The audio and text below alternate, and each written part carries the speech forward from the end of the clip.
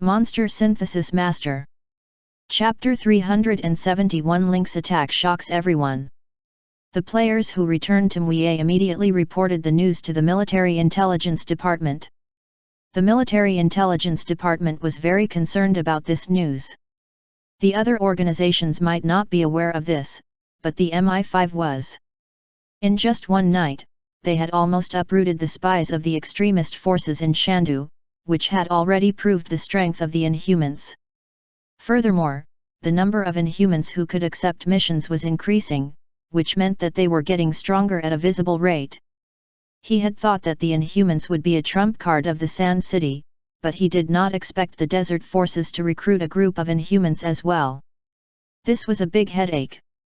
The Military Intelligence Division immediately reported the information to their superior Link. "I know about this. Don't worry, everything will be fine as usual." Link couldn't help but smile as he hung up. In fact, he had already known about this before the call. The Wasteland Forum was in an uproar because of this. The players in Shandu called the players who joined the Machinery Faith and Wasteland gang traitors and lackeys, and they were strongly opposed by the players on the other side. After all, they were born at a random place in the game. Many of them were born in the desert and were captured by the Mechanical City or the Wasteland gang. If they didn't obey, they would be restricted. Even after they killed themselves and resurrected, they would still be in the desert. They had no choice. Joining the Machinery Faith or the Wasteland gang was the only way to continue the game. But now, because of the difference in power, he was called a lackey by other players. Who could bear this? Furthermore, who made the rule that one had to choose the Freedom Federation's power to play the game? Couldn't they just choose the evil forces? As a result, several emotions mixed together, and the players from both sides went crazy on the forum. As a bystander, Lin Ke had his fill. The Machinery Faith and Wasteland gang had fewer players, but they were extremely united in the face of the humiliation from the Freedom Federation players. A group of people first stared at one and spat, not looking at the other replies. They would switch to the next one after their spit broke through the defense. On the other hand, although the Freedom Federation's players had a large number of people, their composition was very complicated. A portion of them were just watching the show and didn't care about it. Some of them felt that the players from the other side made sense and supported their right to choose. A small portion of the remaining players were frantically trying to line up. After reading for a while, Link closed the forum reluctantly. Although there were players in the Machinery Faith and Wasteland gang, there were not many of them. When faced with the flood of players from Shandu, they had no power to fight back at all, and it would not affect his plan. The main reason was that the opposing player was also very passive. After all, he was born in the desert, so he couldn't play the game "Don't bow your head." In his previous life, many players had raised the issue of being randomly spawned, but the game officials had not given them any response. Furthermore, Destiny was simply too fun, and they were the only ones who would lose out if they did not play, so everyone could only accept their own fate. The top group of players with the level advantage in Shandu had basically all moved to the front line and started to fight against the Machinery Faith. However, the expected situation of the players crushing each other did not appear. Both sides actually fought back and forth, and both sides suffered losses. Shenmue City, Villa District. We can't go on like this. Without explosives, the 5-man team can't deal with the already built bunker. Our attacks have no effect on the concrete structure of the bunker, and we will be attacked by heavy firepower. We are simply sending ourselves to our deaths in vain. Gozhung King said indignantly. Since entering the game, the members of Miracle had always been ahead in terms of level and wealth. They had never suffered any losses. However, after the Military Intelligence Department accepted the mission to destroy the IPX-555 bunker, everyone tasted failure for the first time. They had organized 3 consecutive attacks, but all of them were fruitless. Before they even got close to the bunker, they were detected by the other party and forced back with heavy firepower. We've wasted an entire afternoon. Not to mention that we've died 3 times, the mission isn't completed yet. Although the rewards and experience points for destroying the bunker quest are high, we still have to get it. The members who had failed their mission were discussing and reflecting in the conference room.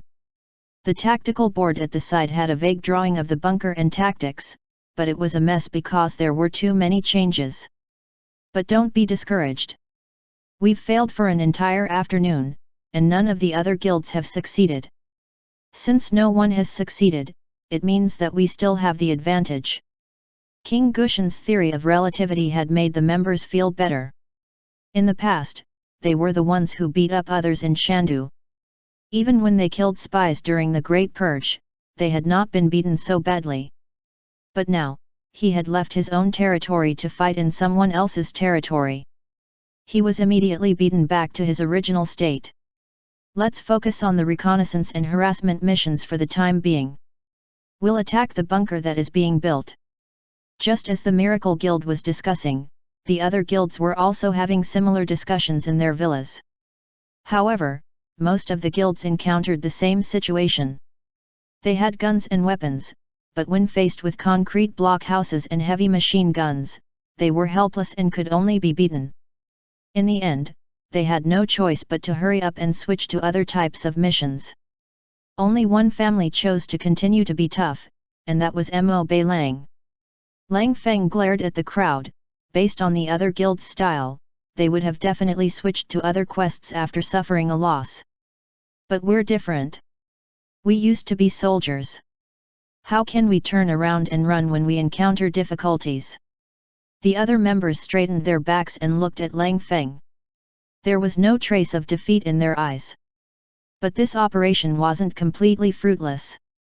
At least we've figured out the combat mode and habits of the blockhouses. Due to the limited field of vision and weapon structure, there is a blind spot of about 5 degrees in the southwest. Perhaps this can be the breakthrough point for the next battle. It's good to find its weakness, but with our current weapon level, we can't penetrate the concrete of the blockhouse at all. Captain Lang Feng pondered for a moment and said, "It's very difficult to break through the fire net of the blockhouse with guns alone. It's also very difficult to hurt the blockhouse itself. Of course, we have to think of other ways. There are restrictions in the Sand Capital, no explosive equipment is allowed, but you don't have to follow this rule in the desert." Lang Feng's words made the eyes of the veterans light up. They remembered the unique skills they had learned in the army. When they were in the army, Special Forces soldiers had all gone through survival training in extreme environments. This kind of survival training was not only for survival on an uninhabited island, but also to make use of the limited resources around them to make weapons and self-defense. There was no place selling explosives in Chitu, but as Special Forces soldiers, they could make their own. Destiny was a game with a high degree of openness. They could even bring military boxing and combat techniques from real life into the game. In that case, it shouldn't be a problem for them to create simple explosive devices, right? Everyone's eyes lit up.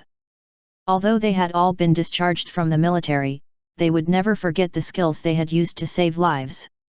The 5 people with the highest field survival results during the Special Forces period will stay behind to make the explosive device. The rest of you will go outside to find raw materials. Hurry up and move. Lang Feng stood up and clapped his hands, and the veterans in the banquet immediately got to work. The team was daring and their orders were strictly followed. This was the foundation of Mobei Wolf's standing in many games.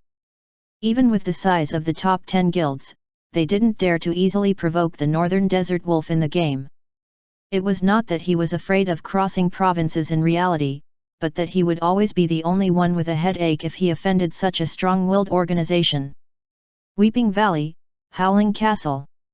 As more and more scouts returned with the images, the real situation written in the Star Chain plan was laid out in front of Link. Reconnaissance missions were the simplest part of the Machinery Faith's missions. They only needed to provide cover, record the coordinates of the bunker, and film the corresponding images. As long as they were careful, they could basically complete the mission.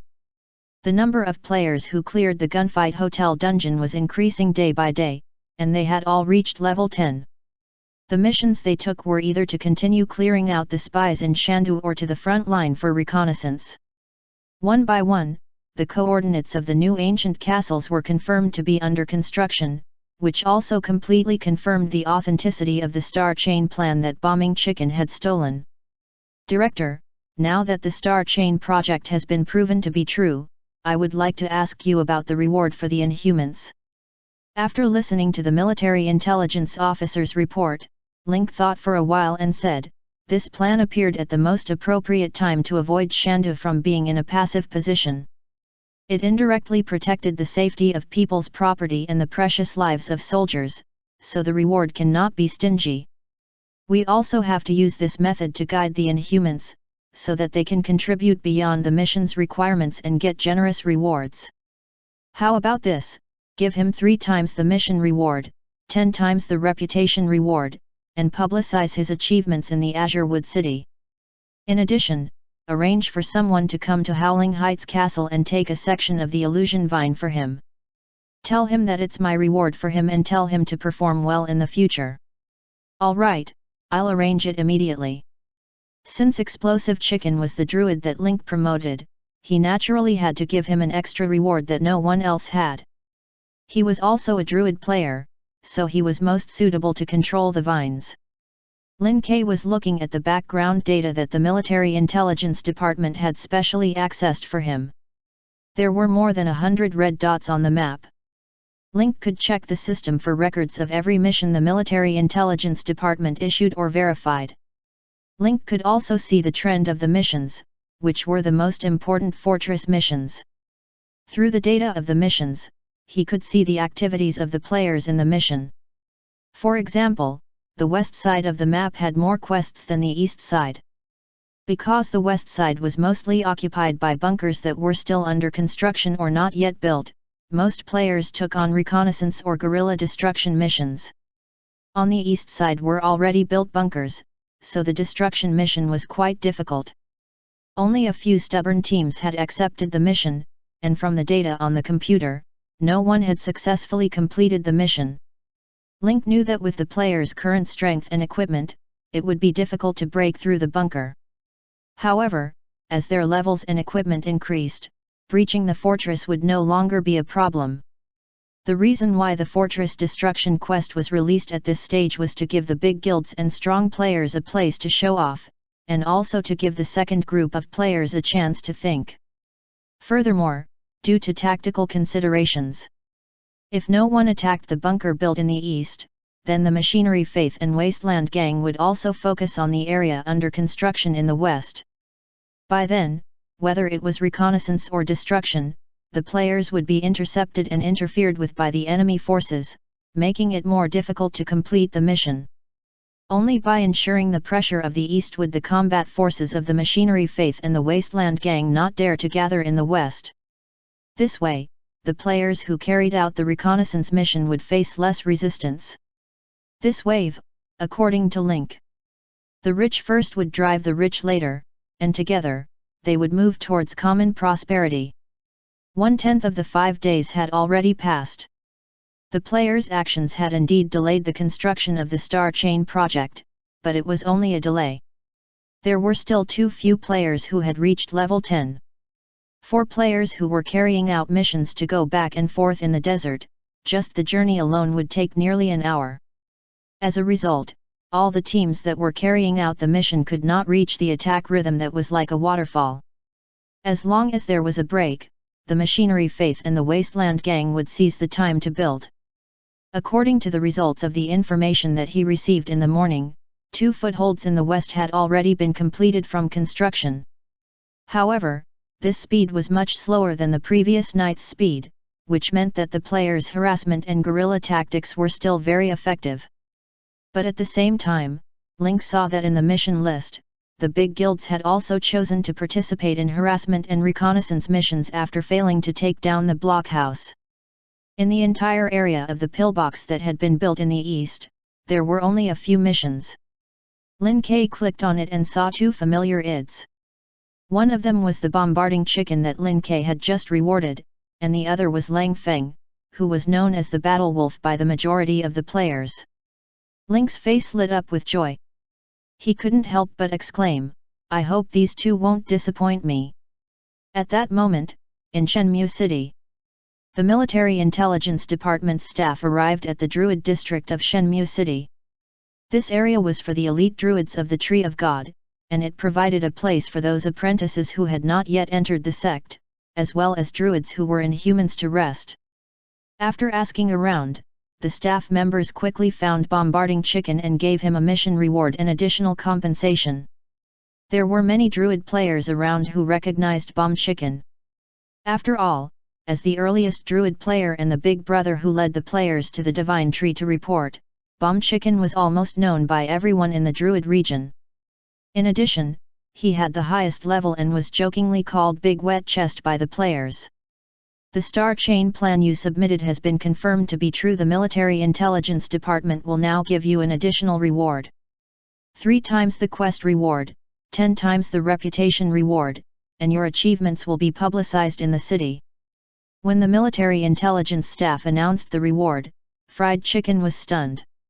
He didn't expect that the proposal he stole was so valuable. 3 times the mission reward and 10 times the reputation reward. Most importantly, he had to spread the news throughout the entire Divinewood city. Did I become popular?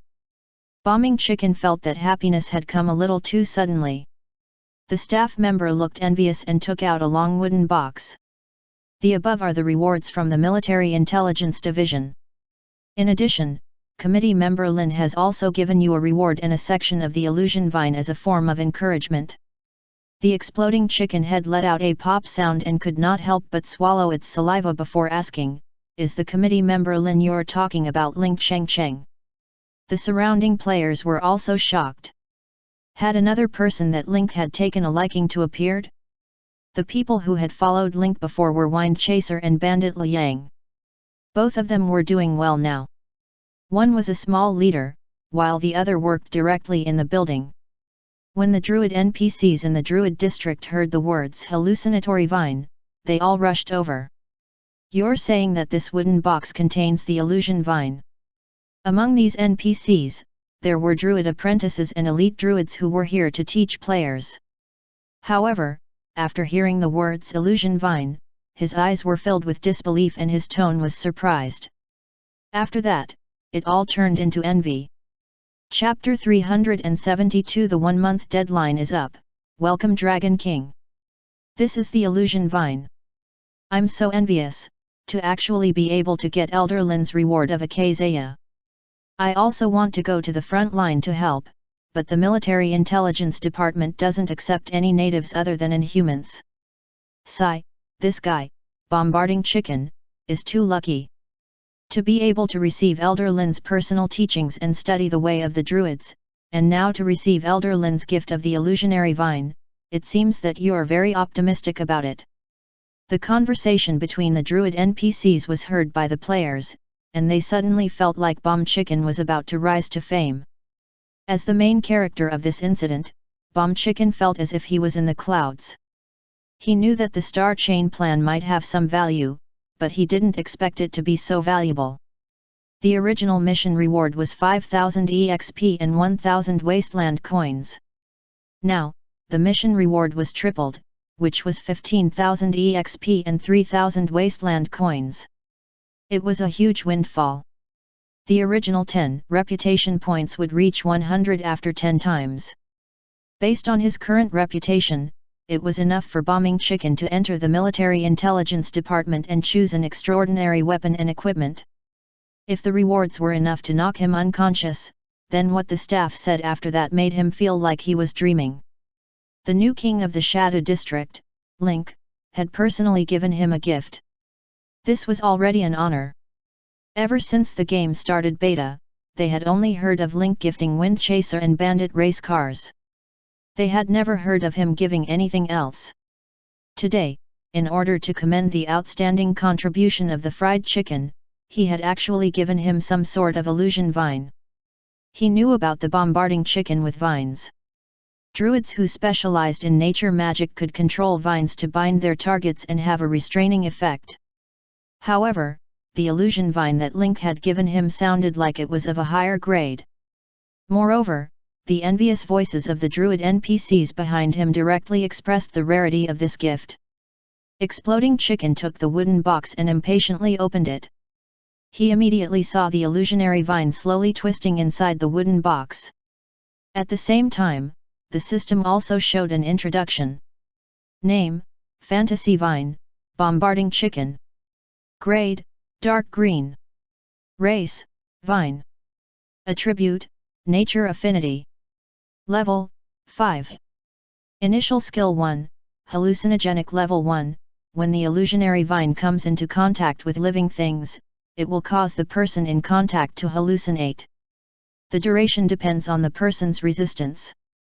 Initial Skill 2, Vine Entanglement. The illusionary vine will attack the enemy like a prey. Once it is entangled, it will contract and exert force, making it difficult to break free. Remark: never underestimate a seemingly unremarkable plant. After looking at the attributes of the illusion vine, Bombing Chicken was stunned. He had originally thought that the illusion vine was just a plant, but he did not expect the system interface to directly classify it as a pet. Now, there was an additional pet option on the system interface of the exploding chicken, which contained the information card of the illusionary vine. The players standing around also looked over, but they could only see the name, grade, race, attributes, and level of the illusionary vine. They could not see the most important skills. However, just the information that they could see so far was enough to make the players turn into lemons, and their eyes were red with envy. If a player had a piece of green equipment, they would be walking sideways like a crab.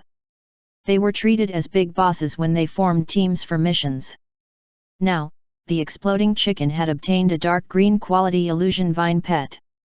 Although its skills could not be seen, one could tell that it was definitely not an ordinary pet. Even the level 10 to 20 druid NPCs in front of him were envious of the illusory vine, which showed how precious it was. Bombing Chicken tried to reach out his hand. The illusionary vine quickly climbed up his arm and wrapped around his waist. Bombing Chicken was a little surprised. This thought had only flashed through his mind, and the illusion vine had already fully understood it.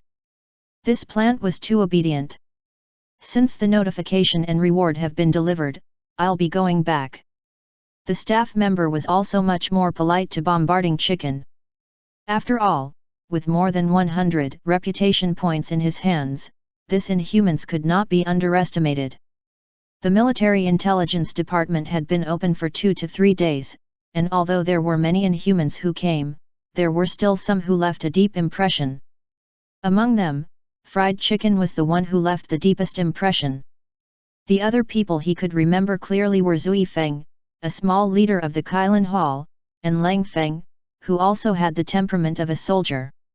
After the military intelligence personnel left, the surrounding druid NPCs and players gathered around, carefully examining the illusory vines that were wrapped around Bombarding Chicken's waist. This is a good thing. You're lucky to have obtained the illusion vine from Elder Lin. I'm afraid you'll soon be qualified to study in Noxie. One of the elite druids said. Hearing this, the surrounding druid players were secretly surprised. It must be known that other than the players who first joined the druid, the players who came after them were not qualified to enter the divine tree of Noxie. Players who came to learn the way of the druids could only receive guidance in the druid district of Shenmue City. Trespassing into the divine tree of Noxie without permission would result in a reputation penalty. The players had also asked what conditions were needed to enter the divine tree of Noxie, and the answer they got was to gain the respect of the Moon Shadow Council. To go from neutral to respected, one had to gain at least 3,000 reputation points with the Moon Shadow Council.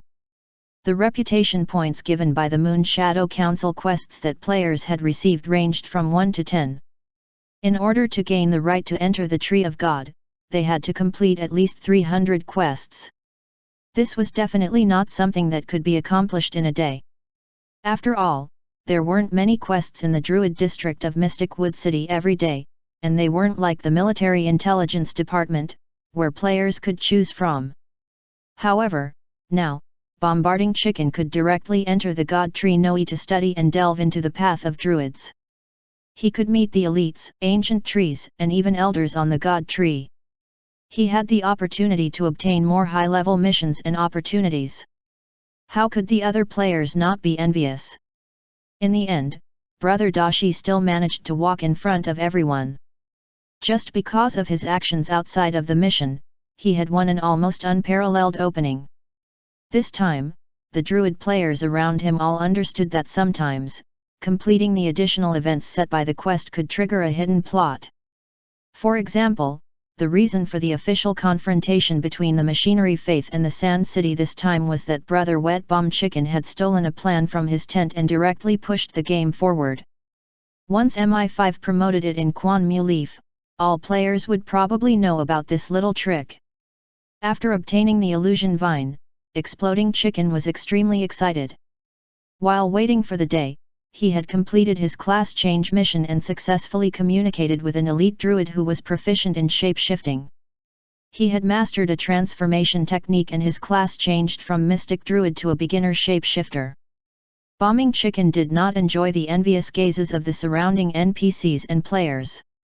Instead, he wanted to go to the front line immediately and test out his transformation ability and the effects of the illusory vines. Very quickly, he used the excuse of a mission to leave for the front line. This time, he was going to challenge himself and increase the difficulty level.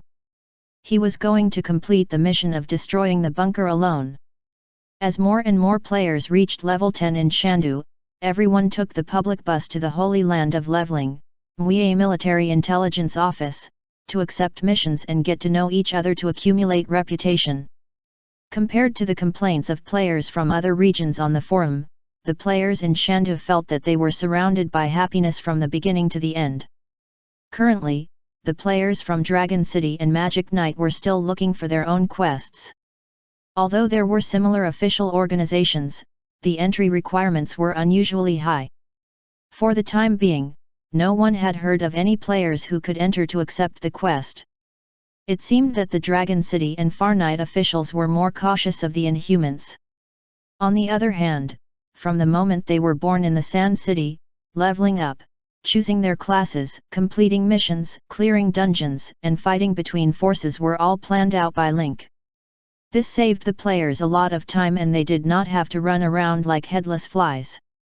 The most obvious difference was that the average level of the players in Shandu was one level higher than that of Dragon City and Shandu. This gave the players of Shandu a sense of superiority. In the forum, players born in Dragon City, Day, and other remote places mocked the players in Sand City as royal and heavenly dragon people, people born with a golden spoon. The clock struck midnight. One day had passed. The war between Shandu and the Machinery Faith and Wasteland Gang was not that grand. There was no general mobilization, no morale-boosting rally, and even the citizens of Shandu were still immersed in the shock of the Inhumans eliminating the extremists hidden in Shandu. They had not realized that the front line had already started a war. Just as Link was about to wash up, he heard two beeps from his computer. Walking to the computer, Link's eyes brightened as he looked at the two recent verification missions in the military intelligence software. The 5-man team led by Lang Feng and the single-man Bombing Chicken had completed the task of destroying the eastern bunkers, each destroying one bunker. The illusionary vine must have put in a lot of effort for Bombing Chicken to be able to complete the mission alone. In a desert environment, the illusionary vine was definitely a great killing weapon for invading a bunker that only had cracks. After entering the bunker, the mercenaries of the Wasteland Gang and the zealots of the Machinery Faith were all made of flesh and blood. As long as they were entangled by the illusion vines, they would be affected by the hallucinatory effect and lose their resistance, allowing them to be slaughtered. However, the 5-man team led by Lang Feng created a new way to play Fate DIY. A group of real-life retired Special Forces soldiers used the raw materials bought in Shandu to decompose and extract the ingredients needed to make earth explosives. They used various chemical reagents to produce hydrochloric acid and devil's solvent that could dissolve concrete, as well as the chlorine bomb used for throwing, and successfully broke through the pillbox. After reading the mission log's description, Link could not help but exclaim, as expected of a full member of the Special Forces. In my previous life, I already knew that the Northern Desert Wolf was very strong, even the top 10 guilds didn't dare to take its edge, but I didn't expect it to be to this level. This team can clearly carry out more important missions. Now, Mob Lang had already moved into the villa area of Shenmue City. A group of special forces with strong teamwork and discipline formed a martial arts group. They were like a sharp knife that made people tremble in fear. Just thinking about it was terrifying. Link was already thinking about how to tie Mob Lang to his chariot. The news of bombing Chicken and Cold Blade's team successfully destroying the bunker had greatly stimulated the major guilds that had settled in the villa area. They had all chosen to attack the bunker before, but all of them had failed. Even the 3 guild leaders lost Mo when Yayo Spirit and Tangju had publicly announced that the bunker was not something that the players at this stage could break through. To break through the bunker, one would need to be at least level 15.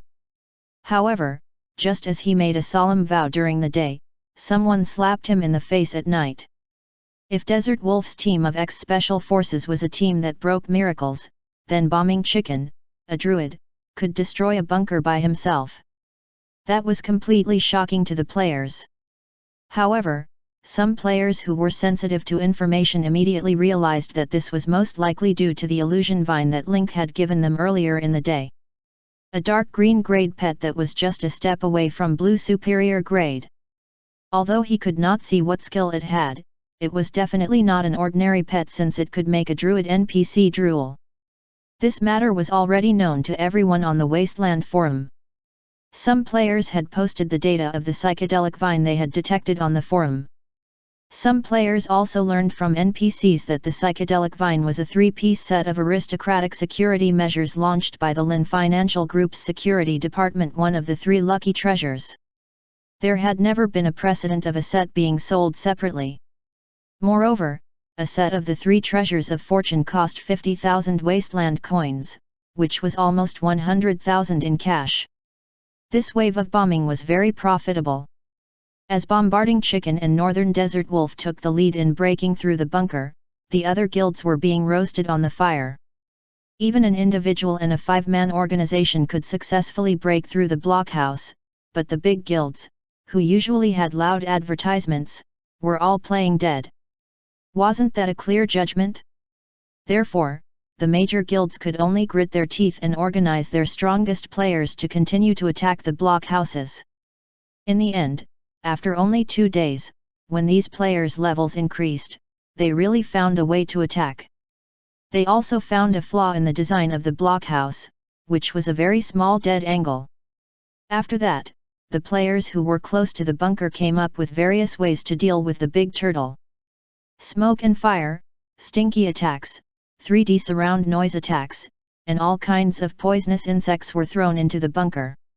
It could only be said that the players' wisdom was infinite. As long as they could get close to the bunker and avoid the heavy machine gun attack, then forcing the enemy out of the bunker was not a problem at all. In 5 days, the players' attack had effectively stopped the construction of the Star Chain project. Destroy 6 fortresses that have been built, hinder the speed of building fortresses, and destroy N3 construction teams of the Zealot Wasteland. Of course, Link and the Shitiv military had also put in some effort these days. Because Link missed the players fighting on the front lines, he didn't eat or drink for the past few days. He had lost about 5 minutes of sleep every day. At the same time, the Air Force sent out fighter jets 8 times to effectively intercept the support troops of the Machinery Faith and the Wasteland Gang, buying time for the Inhumans on the front line. When the Inhumans' achievements in the past few days were submitted to the Military Council conference table, the 4 commanders were silent. He had underestimated the Inhumans in the past, and now, the cost of pulling them under his command was already very high. There was no need to repeat the discussion. The commanders did not mention the soldiers again. Instead, they were all thinking about how to use their respective camps' reputation to attract a group of Inhumans and use them to solve the front line. Link was unmoved. To attract players, one had to dig out their hearts. The leek seedlings that he had painstakingly planted, would they be dug up by you when it was time to harvest? I, Link, am rich, powerful, and well known among the players. If they can take her away, I clang the field. I'm going to eat this conference table. For a period of time after that, as the Inhumans' level increased, more and more players joined the front lines. The battle between the Machinery Faith and the Wasteland Gang became more and more difficult. Less than one-third of the forts that were still operational in Project Star Chain were left, announcing that this grand plan was on the verge of failure. The Machinery Faith and the Wasteland Gang, on the other hand, were well aware of the crisis and began to build defensive pillboxes and trenches in front of the Goria Canal, preparing to use the Inhumans and Sand City under their control to start a long and drawn-out battle. As time passed, it was soon the day when the Earth Dragon King came out of its cocoon. Chapter 373 The Blood Cocoon Breaks, Epic Creature. So you've been waiting for half a month just to wait for this thing to shed its skin. John stared at the blood cocoon in the garden with fear. Even though more than half a month had passed, there was no trace of dust on the blood cocoon. It was as if it had been there for a long time. Through the blood cocoon, John could even feel a terrifying power within it. Link glanced at John. How could he let go of this opportunity to mock John? He said mockingly, "Is that an expression of fear? The #1 assassin on Wasteland Planet can't even keep his cool." Compared to John, the short-furred cat in his arms was extremely calm, not frightened by the behemoth in the garden at all. Even on normal days, the short fur cat would often run to the huge blood cocoon in the garden and lie down lazily in the sun. John was speechless. As the new king of Shandu, he was swift and decisive in his work, but why was he acting like a child in private? When are you going to attack the city after this thing sheds its skin? The war at the front line is getting intense, and there are battles everywhere. It'll be difficult to sneak into the city. Although John was known as the #1 assassin, the battle between Shandu and the Machinery Faith had entered a critical stage. Enemies were everywhere in the desert, and even he could not guarantee that he would be able to sneak in successfully. Link stared at the giant blood cocoon in the garden and said, "Tomorrow." John's eyes were filled with hope. "You already have a plan." Link nodded and smiled. "I've been preparing for this for months, Chen Chen." As soon as he finished speaking, the blood chrysalis in the garden suddenly made a crisp cracking sound, and its huge body, which was like a still object, suddenly began to tremble. Link and John's attention was immediately drawn to the blood cocoon in the garden. Even the short-furred cat in John's arms raised its head, its ears trembling as it stared at the garden.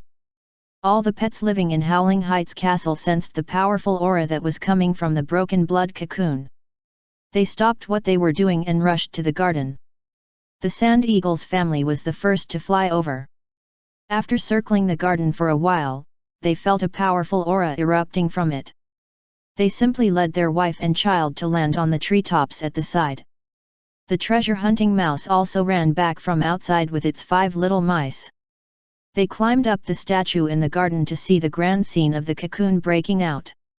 Invisible killer bees, vanilla mud horses, hellhounds, skeleton wolves, King Kong, curly-haired baboons, rubber pythons, obsidian vanguards, black widow, fungus multicolored butterfly, black tornado, gargoyles, hydraulic machine hippos, and water arrow tortoises were all present. The last one was a macaw, wearing a long robe and a pair of sunglasses. It was dressed like a storyteller and had arrived late. Previously, the gargoyle was the only epic pet that Link had. Today, a second epic pet would be born, and it would also be the most powerful one of all his pets. The blood chrysalis made a series of cracking sounds, and the cracks were like spider webs that quickly spread all over its body. Some of the hardened blood chrysalis shattered and fell to the ground, revealing the hideous body of the synthetic. Strong and powerful tentacles grew out of the hard hair on the Earth Dragon King's body. The joints were distinct, sharp, and curled up. Just this look alone was enough to make John and Link's hair stand. The macaw's mouth was wide open, and its fur couldn't help but shake. It exclaimed, "These feelers look so terrifying, they look like crabs." Originally, the Earth Dragon King's slimy body could still be seen, but now that it's covered in a layer of hard chitin shell, the thought of its final image of an arthropod insect sent chills down my spine. The blood cocoon gradually fell off, and the huge creature in the garden gradually revealed its full appearance.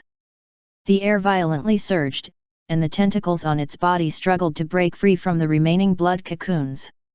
They opened and bent their tentacles, which were 7 to 8 meters long. The bristles on the tentacles were 30 to 50 centimeters long, visible to the naked eye. It gave people the feeling that if they brushed across the body, they could completely separate the bones from the flesh. The tip of the tentacle was a sharp hook, and the black poison gland could be clearly seen. The main trunk of its body had changed from links to appendages, and its body was covered in a dark, seemingly hard chitin shell. There were 2 extremely long black and yellow tentacles on its head, which were like long feathers on a general's hat. The mouth part had dense hair and 2 hard teeth that were 3 meters long. It stood up with half of its body, and its huge tentacles spread open. The whole shape was like a spine and ribs in the form of a skeleton. The newly born terrifying creature looked like a centipede that had been expanded countless times. The creature was huge. Although it could only stand up half of its body, Link and John could only look up from the second-floor balcony. The exaggerated and terrifying body structure, as well as the menacing feeling brought by the limbs, made people shiver with fear. They were shrouded in the terrifying pressure of a commander-level creature. Link recovered from his shock and immediately used detection on the synthetic creature. Monster attributes. Name: Touch Dragon God. Grade: Purple. Race: Sub-Dragon. Attribute: Dark. Level: 45+, Leader. Initial Skill 1, Dark Strike LVL 6, Touch Dragon God's normal attacks will deal 120 dark damage to the target, causing vulnerable state. Initial Skill 2, Fan-Shaped Spit LVL 5, spits poisonous fog in a fan-shaped area with a diameter of 500 meters in front of the user. The target hit will enter a poisoned state and lose 100 health points per second for 1 minute. Has a low chance of petrifying the enemy, 5 times a day. Initial Skill 3, Needle Tornado LV4, fire a large number of needles in one direction, causing a total of 2000 damage to the target within 5 seconds. When the needle tornado hits the petrified enemy, it causes instant death, twice a day. Initial Skill 4, Swarm of Bugs LV3, the tentacles dragon will bury all its tentacles into the ground and summon a massive swarm of bugs to attack. Each bug has 30 health points and 5 attack points. Lasts for 1 minute. Cooldown time, 3 days. Initial Skill 5, Dragon God Guard LV2, when the tentacles dragon god appears, it will automatically summon 2 evil pincers. Each evil pincers has 600 health points. It can resurrect infinitely before the tentacles dragon god is killed. The respawn interval is 10 minutes. Initial Skill 6, Roar of Fear LV1, the touch dragon god uses its dark energy to release a roar, causing fear to all enemies within a 1 kilometer radius. Lasts for 15 seconds, once a day. Initial Skill 7, Dragon Dive LV1, the god of tentacles can dive into the ground and absorb the power of the earth. Recovers 1% of its HP every second for up to 100 seconds. The recovery process cannot be interrupted. Cooldown, 5 days. Initial Skill 8, Toxic Touch, the ends of the tentacles and its fangs are poisonous. Upon contact, 10 damage per second will be dealt for 15 seconds. Evaluation: a huge creature breaks out of the ground, waving its 100 feet, the world changes color in its ferocious state. Link couldn't help but exclaim after reading the data. He had thought that the difference between light purple and purple should not be too big. However, after reading the data of the tentacles dragon, he realized that he was wrong.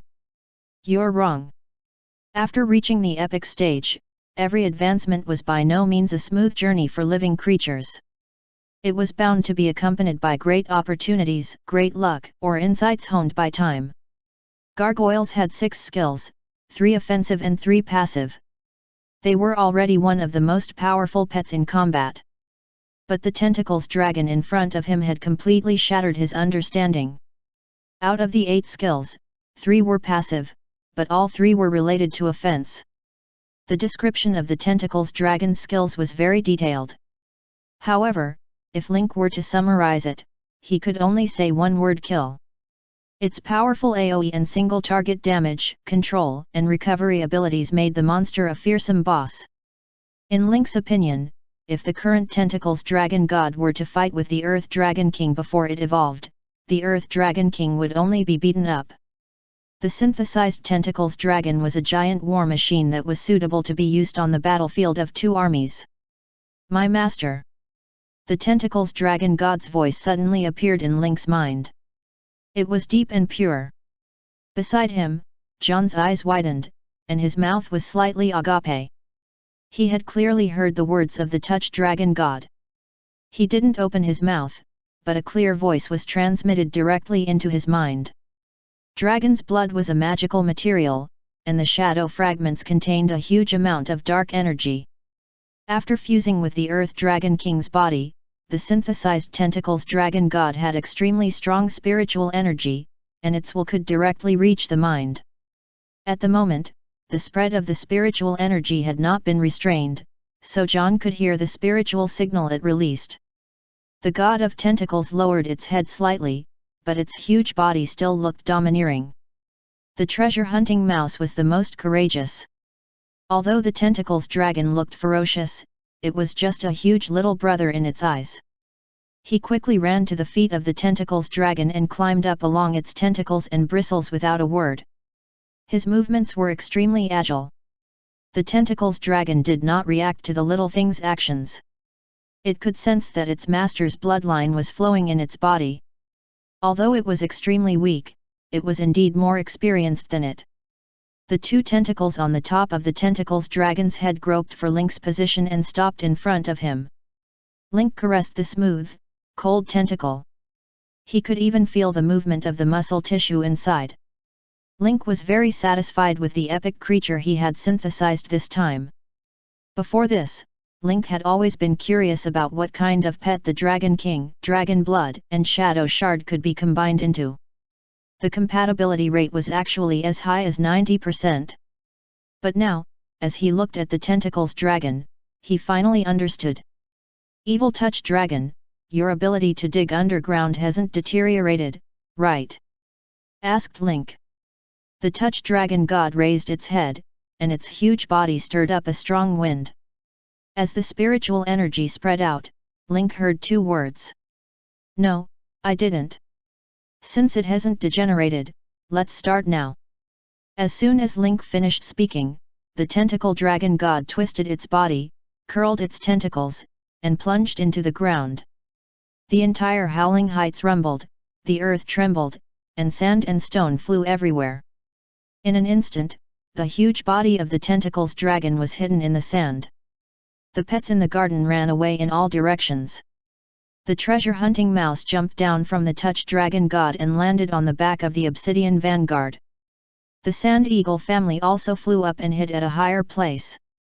In a short while, the group of pets had disappeared without a trace, leaving only the macaw, who was wearing a large cloak and had difficulty walking. Its body was covered in a layer of dust, and it cursed as it walked, "You bunch of ungrateful things, running away in your own ways when a great disaster is imminent, are you in a hurry to die?" Cough cough cough. When the Tentacles Dragon God went underground, the vibration gradually faded away. The black whirlwind flew around the garden, forming a cyclone that gathered all the flying dust together. The garden immediately returned to a clean state. At this moment, there was a large pit with a diameter of about 5 meters in the center of the garden. It was like a bottomless well, and buzzing sounds could be heard from the pit from time to time, like the cries of ghosts from hell. John was standing at the side, stunned. It wasn't that he had never seen a giant creature on the wasteland, but he had never seen a monster as oppressive as the Touch Dragon God. Just from its appearance, John could tell that the tentacle's dragon god was poisonous and could spew poisonous gas. Even the bristles on its body could be used as weapons. Link's order to dig a tunnel from Howling Heights to the Goria Grand Canal was to appear directly on the road leading to the city. Isn't it a little too fast? With the speed of the God of Tentacles, I'm afraid we'll reach the Grand Canal soon. Link chuckled. You thought it was too slow before we started. Now that we're starting, you think it's too fast. What are you? Link was speechless. It was related to whether his wife could wake up or not, so John had to be careful with every step to ensure success. He was far less calm and composed than before. I just feel that this attack is too casual. He would wait for the tentacle's dragon to be reborn from the blood cocoon, and then dig a hole to the Grand Canal. There was no plan, the plan was ridiculously simple, and the departure time was random. This made John a little worried. He was good at sneaking in and assassinating, but he was not good at grand wars and power struggles. Don't worry, I won't be so casual. I've also recruited some helpers for this operation, so it's time to gather them. Link's eyes burned with battle intent. This trip to the floating mech city would be a head-on clash with the most advanced technology on the planet. Helping John wake Masha up was only one of the missions. Link wanted to get more good things from the city. After all, the city wasn't like his own backyard. This was a rare opportunity, and Link would regret it if he didn't offer more benefits. However, it would be dangerous for John and himself to enter the city. This was the base of the machinery faith, and there were countless combat robots and all kinds of high-tech weapons in the city. In this mission, there were some other roles that were needed. They needed someone familiar with the city to lead them. Lin K made a phone call as he went downstairs. Di. After a long while, the call went through. Before the other party could complain, Link spoke first. I've waited for a long time. Now, the opportunity you've been dreaming of is here, hehe. Chapter 374 Gathering of the Mission Team.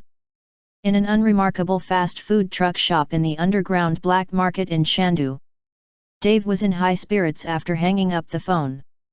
He'd waited for months and witnessed Link's transformation from a slave to the king of the Sand City. With Link's current status, it was almost impossible for Dave to get Link to do anything. Even he himself had given up on the idea. However, Link's phone call had reignited his long-extinguished hope. Dave quickly closed the store, then went to his store's warehouse to get a black box. He glanced around and realized that no one was paying attention to him. He quickly stuffed the black box into his backpack, zipped it up, and walked out of the warehouse area calmly. He left the underground black market with the crowd. Walking out of the underground black market, Dave felt that the bright sun had driven away all the depression in his body, and his whole person was free from the depressing environment. He drove the old car back to the Iron Gate repair shop at the edge of the slum. Although it was a repair shop, ever since Dave moved the shop to the underground black market, the front of the shop was no longer open for business.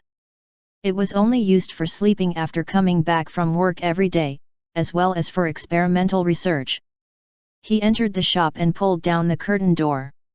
The room was extremely messy, and everything was randomly piled up.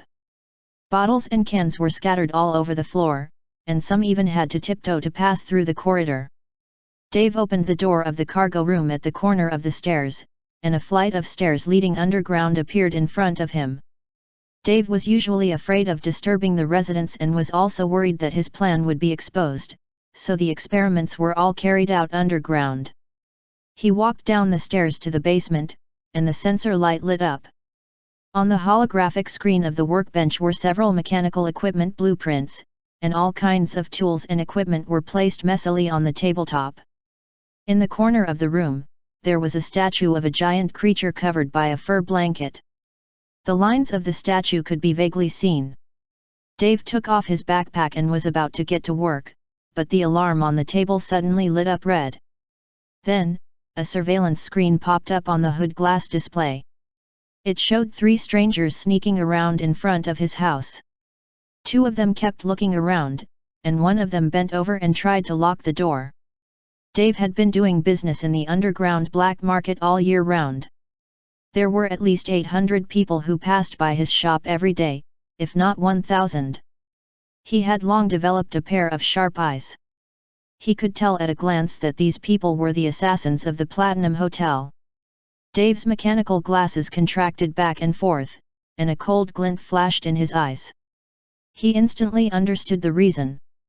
"You're being monitored, right, Ying Luo? Since you dare to come to my door, don't blame me for being merciless." Dave quickly pulled down the fur blanket covering the giant statue, and a 2-meter-tall mech appeared in front of him. The mech was designed to carry a man in the middle. The metal surface was uneven and did not even have the most basic polishing. The welding points could be clearly seen at the places where each module was connected, and there were even places bound by tape. The design of the mech had no sense of beauty. It was like a deformed product of steel randomly pieced together from a garbage dump, and the whole body exuded an old and broken atmosphere. Dave quickly pressed the mech's buttons, and something like a motherboard popped out from the mech's crotch. Then, he quickly placed the 5 chips in his bag onto the motherboard. Voila! The curtain door outside was pried open, and the door was pulled up suddenly. The 3 killers rushed into the room at the first moment, raised their guns, and began to search for Dave's whereabouts. "He's in the house, search quickly. Don't let him escape." Dave, who was in the basement, heard the 3 crisscrossing footsteps above his head. He glanced at the HUD projection screen, and through the surveillance in the room, he saw the busy figures of the 3 Platinum Hotel assassins. Dave immediately opened the safe, took out 3 battery balls from inside, and placed them in the 3 hemispherical grooves on the back of the mech. "I didn't find him. I don't have any here either. Come to me, there's a door that leads to the basement."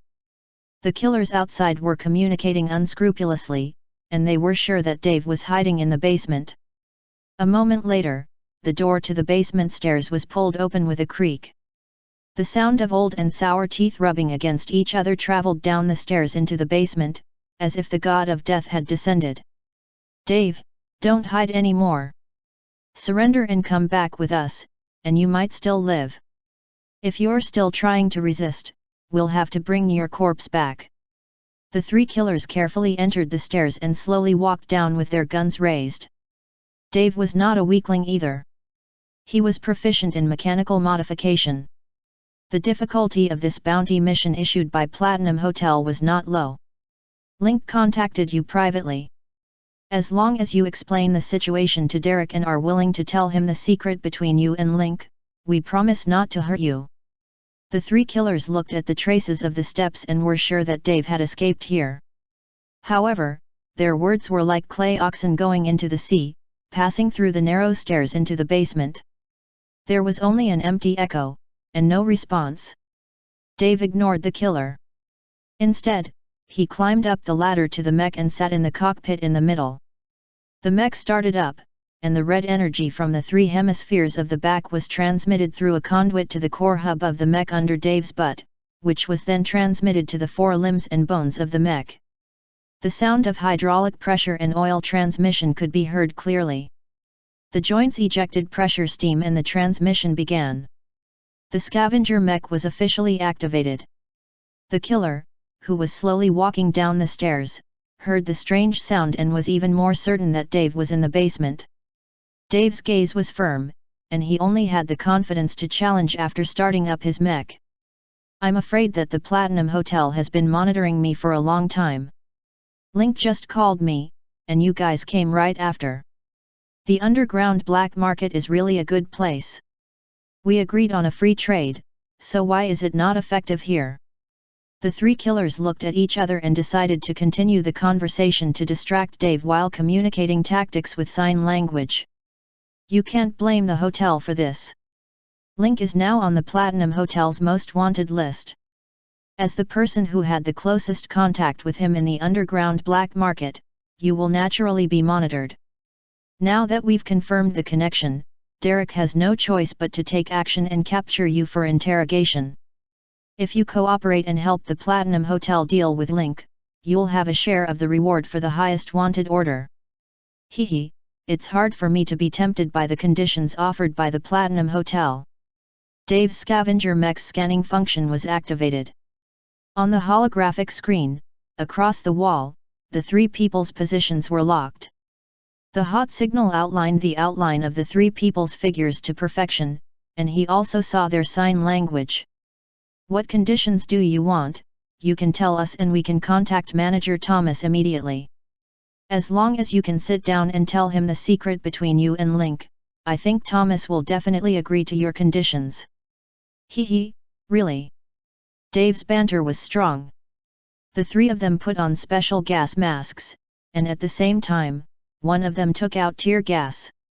He tried to distract Dave with words while preparing to subdue the other person by force. It was a pity that Dave could see their movements on the stairs with his thermal imaging. They were naked and had no secrets. In addition to mocking the other party's conditions, he was also mocking their strategy of stalling for time. Then my condition is for Ying Luo to take your lives. Dave's voice had just fallen when the scavenger mech began to move. Squeak. At the same time, the killer's tear gas was also thrown directly into the basement. With a bang, it exploded into a cloud of thick smoke. Then, the killer rushed into the basement, and a burst of fire filled the sky. What followed was the clanging sound of a dense barrage of bullets hitting metal. The people in the residential building were doing all kinds of things, such as lying down, playing mahjong, and so on. They did not notice the fierce gunshots in the basement at all. But a moment later, the residential building began to shake slightly. The teacups beside the mahjong table trembled, and the water level rose and fell. The aunties and uncles did not play their cards, but stared at them closely. In the room, the ceiling light began to shake, and the shadows of men and women dancing wildly in the room also swayed. A moment later, the DJ stopped playing music, and the punk-like people in the living room also stopped moving. They looked up at the shaking ceiling light in a daze. T-earthquake? Someone suddenly asked. The next second, a mech broke through the wall on the first floor, threw off the three bodies hanging on its body, and ran south. The people in the residential building were all leaning against the windows, staring at the handsome back of the scavenger mecha in shock. Oh my god, there's actually a mech hidden in our residential building. At the same time, in Shenmue City, Link was on his way to find the other members. Other than Dave, who had escaped from the city and was familiar with its structure, Link was ready to recruit more talents to complete this mission. With such a good planet mission, Link's first thought was to go to the players. The main mission can only be completed once and cannot be repeated. This was such a precious opportunity. If he didn't bring a few players with him, he wouldn't be able to get past himself. These players with potential did not follow him to experience the top storyline on the planet, but instead fought guerrilla warfare with the zealots and mercenaries on the front line. It was a waste of talent. The more they experienced today, the higher their growth potential would be in the future. For the sake of the players, Link had put in a lot of effort. In the weapons and ammunition store in Godwood City, the Wind Chaser, Drifting, was leading the Miracle Guild's men to replenish their ammunition. We picked another bunker today. Have you guys memorized the key points of the battle tactics? Next time, it won't be just 10 people attacking a pillbox, you'll have to try attacking in small teams of 5. So, think about the key points. As Wind was talking, the door of the weapon store suddenly opened. A man in a black suit and sunglasses walked in. He glanced around and his eyes focused on Wind, who was talking about the main points.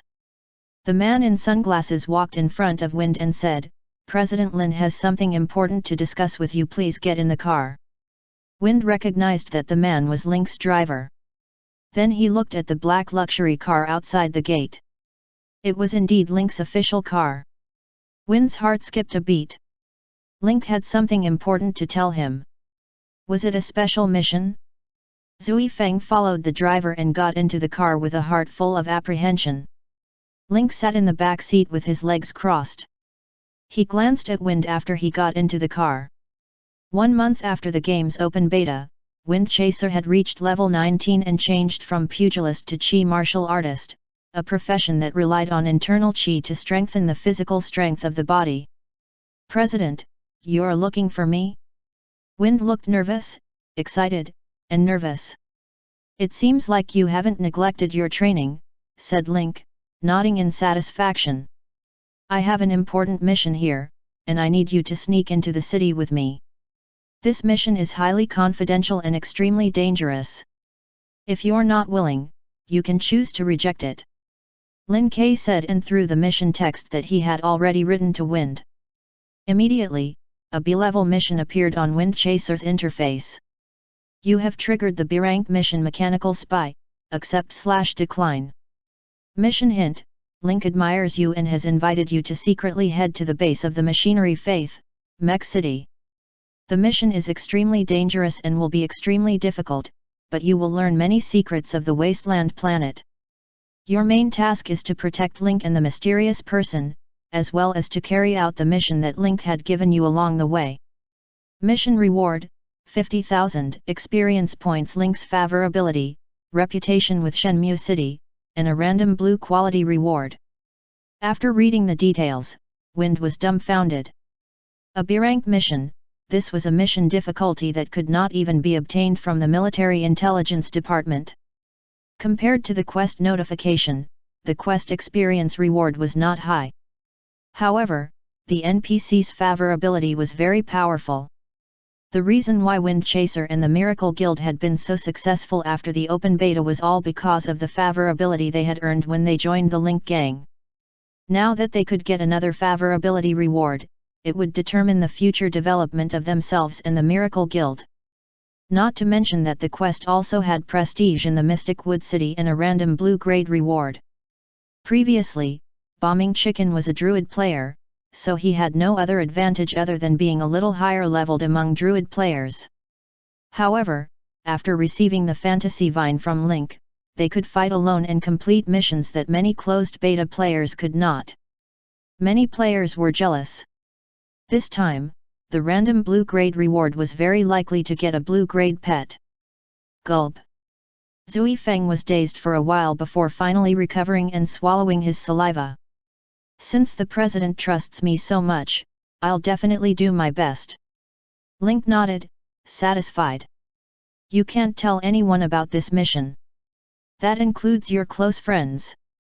If you do, not only will you lose your mission qualifications, but you will also lose your identity as an employee of Lin's financial group. Do you understand? Wind Chasing Wolf's heart skipped a beat.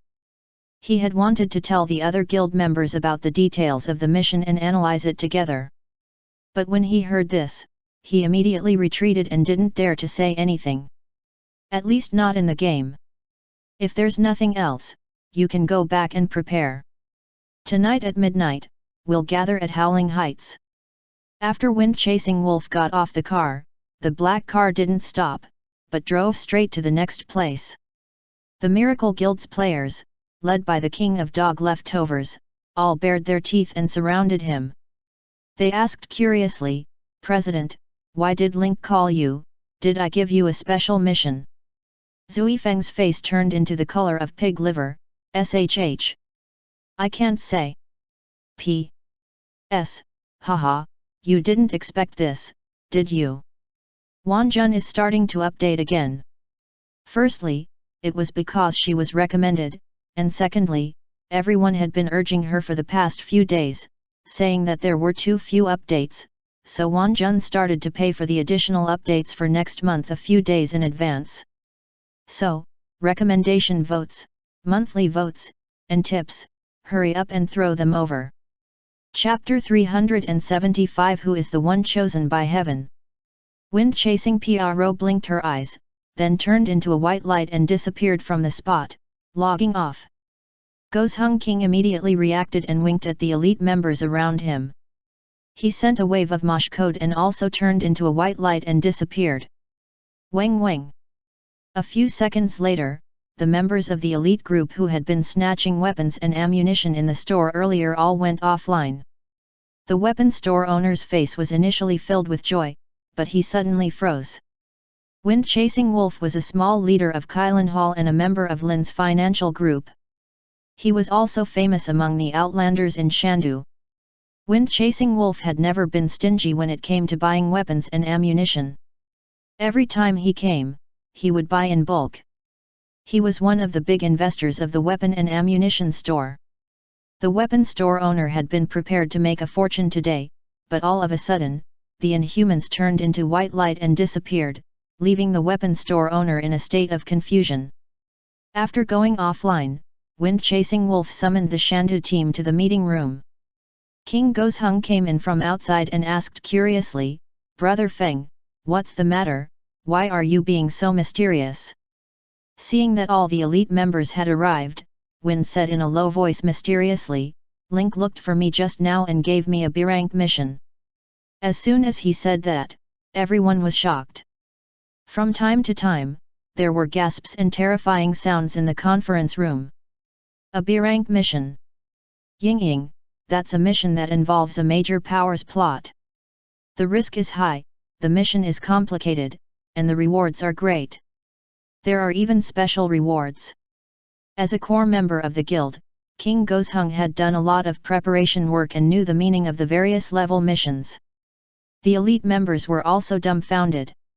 It had been almost a month since they had entered the military intelligence department, and they had received quite a few D-rank missions. There were also quite a few C-rank missions that were listed in the military intelligence department. However, players were required to reach level 20 to receive these missions. However, they had never seen a B-rank mission in the military intelligence department. Now that their guild leader had received a B-rank mission, they were once again ahead of all the other players. "Brother Feng, just what kind of B-rank mission is it? Tell me." Everyone couldn't help but move closer to Wind. "I can tell you, but you must not tell anyone else, including the other members of the guild. Once the news of this mission is leaked, not only will I lose the qualification to take on this mission, I will also be expelled from Kylan Hall and will no longer be able to enjoy the Lin's financial group's dividends." Seeing Wind Chasing Wolf speak so confidently, the members also became nervous, each of them with an extremely serious expression. This B-rank mission is called Mechanical Reconnaissance. The mission description is vague. It only states that you have to accompany Link and the mysterious man to the core of the machinery faith, the machinery city. You have to ensure their safety along the way and carry out the orders given on the way. Zui Feng paused for a moment before continuing. However, there are 2 points that were emphasized in the prompt. First, the mission would be extremely difficult, which meant that it was extremely difficult. The second is that you can learn some secrets and rumors about the wasteland planet during the mission. The mission rewards are quite generous. 50,000 experience points, Link's favorability, reputation with the city of Azure Wood, and a random blue-grade reward. King Gozheng caught on to a few keywords, and his mind was already filled with thoughts. "I'm telling you the details because I think something big must have happened since Link decided to break into the city. I'll report to Windhowl Castle at midnight. Don't run around for the time being. Gather at the villa. Arrange for one person to keep an eye on the forum and another to keep an eye on the situation in the military intelligence department. This is the only way to ensure that you can participate in the event at the first moment." The elite members nodded in unison. They had the same premonition as their guild leader. There must be something important for the new king of the Sand Capital to personally enter the core city of the machinery faith.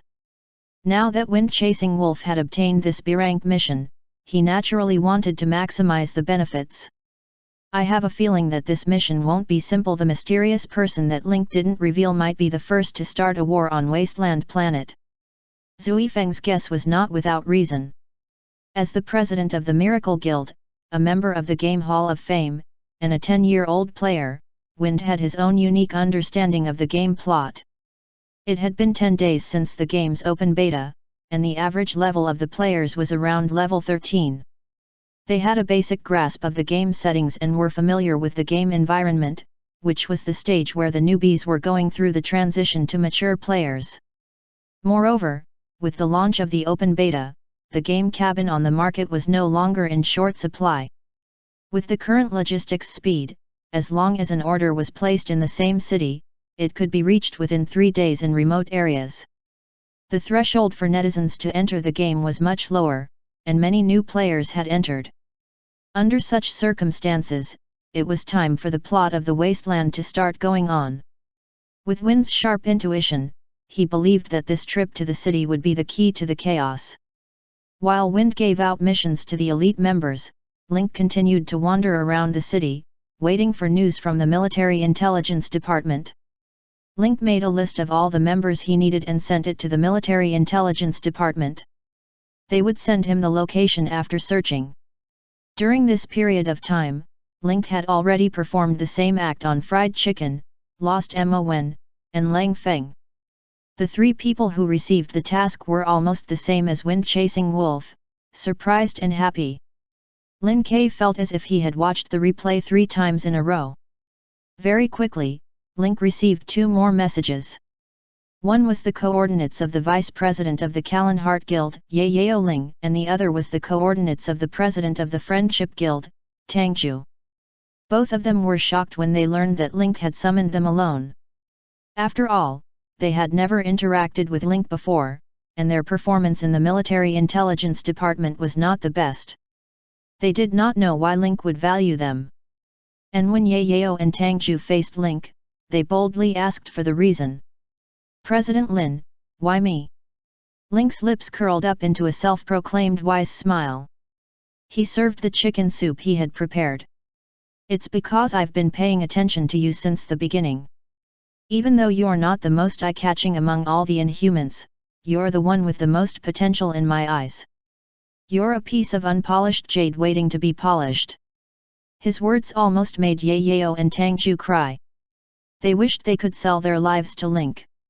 His contribution was not as outstanding as the other players, but even so, he was still favored by Link and received this precious B-rank mission.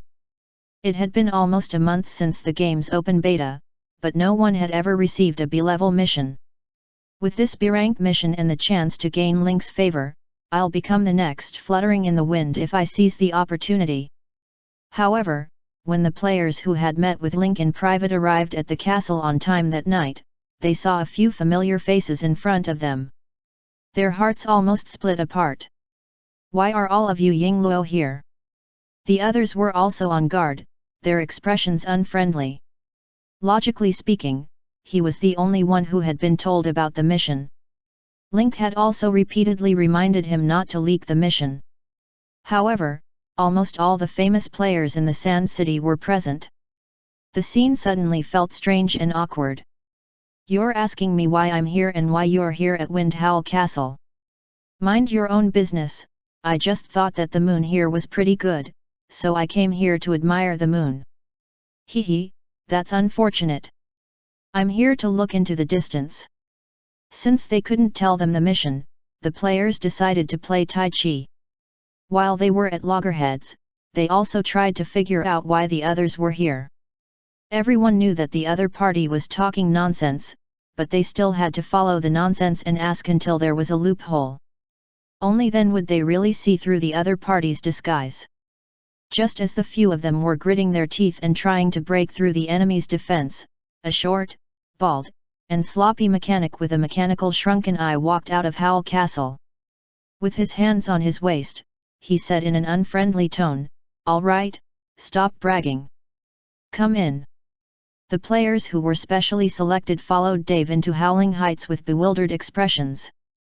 These players, including Wind Chasing Wolf, had never entered Howling Heights before. As they walked, they marveled at the layout of the castle and its unconscious elegance. Very quickly, they were brought to the back garden. The entire Howling Heights was brightly lit, and the light from the room shone through the windows into the back garden. The shadow of the iron frame of the window fell on the grass, leaving crisscrossing traces like a large net covering the grass. In the middle of the net was a dark, bottomless pit about 5 meters in diameter. The players were all stunned when they saw the pit. They had a vague feeling that the mission was related to the pit in front of them. The big hole was pitch black, and the wind poured into the black hole, making a sound like that of ghosts from hell when it rubbed against the wall, making people shiver. Because the universe in Destiny was very complex, Wasteland Planet, which focused on martial arts, machinery, and technology, had a small number of blood clan, werewolf, and ghost settings, so it wasn't surprising for a hell to appear. However, the fear of the unknown and the pressure from the enclosed space made the players who were at loggerheads with each other feel like they were facing a great enemy. At this moment, their faces were pale. The most outstanding warriors of Shandu, hee. A voice suddenly came from the balcony on the second floor. Link stood there, the light from the office behind him shining on his back, clearly outlining his perfect figure. At the same time, he also had a holy aura. Welcome to the Windhowl Castle. You're the best among the Outlanders of Shandu. Some of you are famous, while some of you are not. Although their status is different, there's no difference in my eyes. We're all people who have the hope of becoming strong. I've gathered you here for a mission. Link's gaze swept across everyone in the garden. He continued, the details of the mission are temporarily a secret. I'll explain it to you when the time comes. Your main mission this time is to protect one person, Ying Luo. As soon as Link finished speaking, the door to the balcony on the first floor, which was connected to the garden, opened slowly. A man in a suit with loose hair and a full beard was pushing a fully enclosed cart that was more than 1 meter tall. Through the transparent glass on the cart, he could see an unconscious middle-aged woman. The cart looked very high-tech, and the control panel on the cart displayed various monitoring data. The player's attention shifted from the cart to the man in the suit for a moment. But in the next second, the chosen players' faces changed. Wind didn't use detect, but he had entered Hotel Gunfight countless times and was very familiar with the man in front of him. This man was the legendary artist that appeared in Gunfight at the hotel. Some of the others recognized it, and some used detection.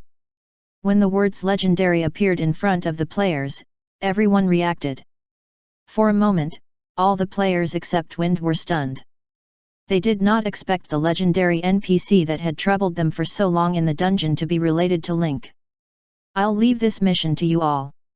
In John's eyes, although their strength was average, they had grown to this stage in a month since the open beta.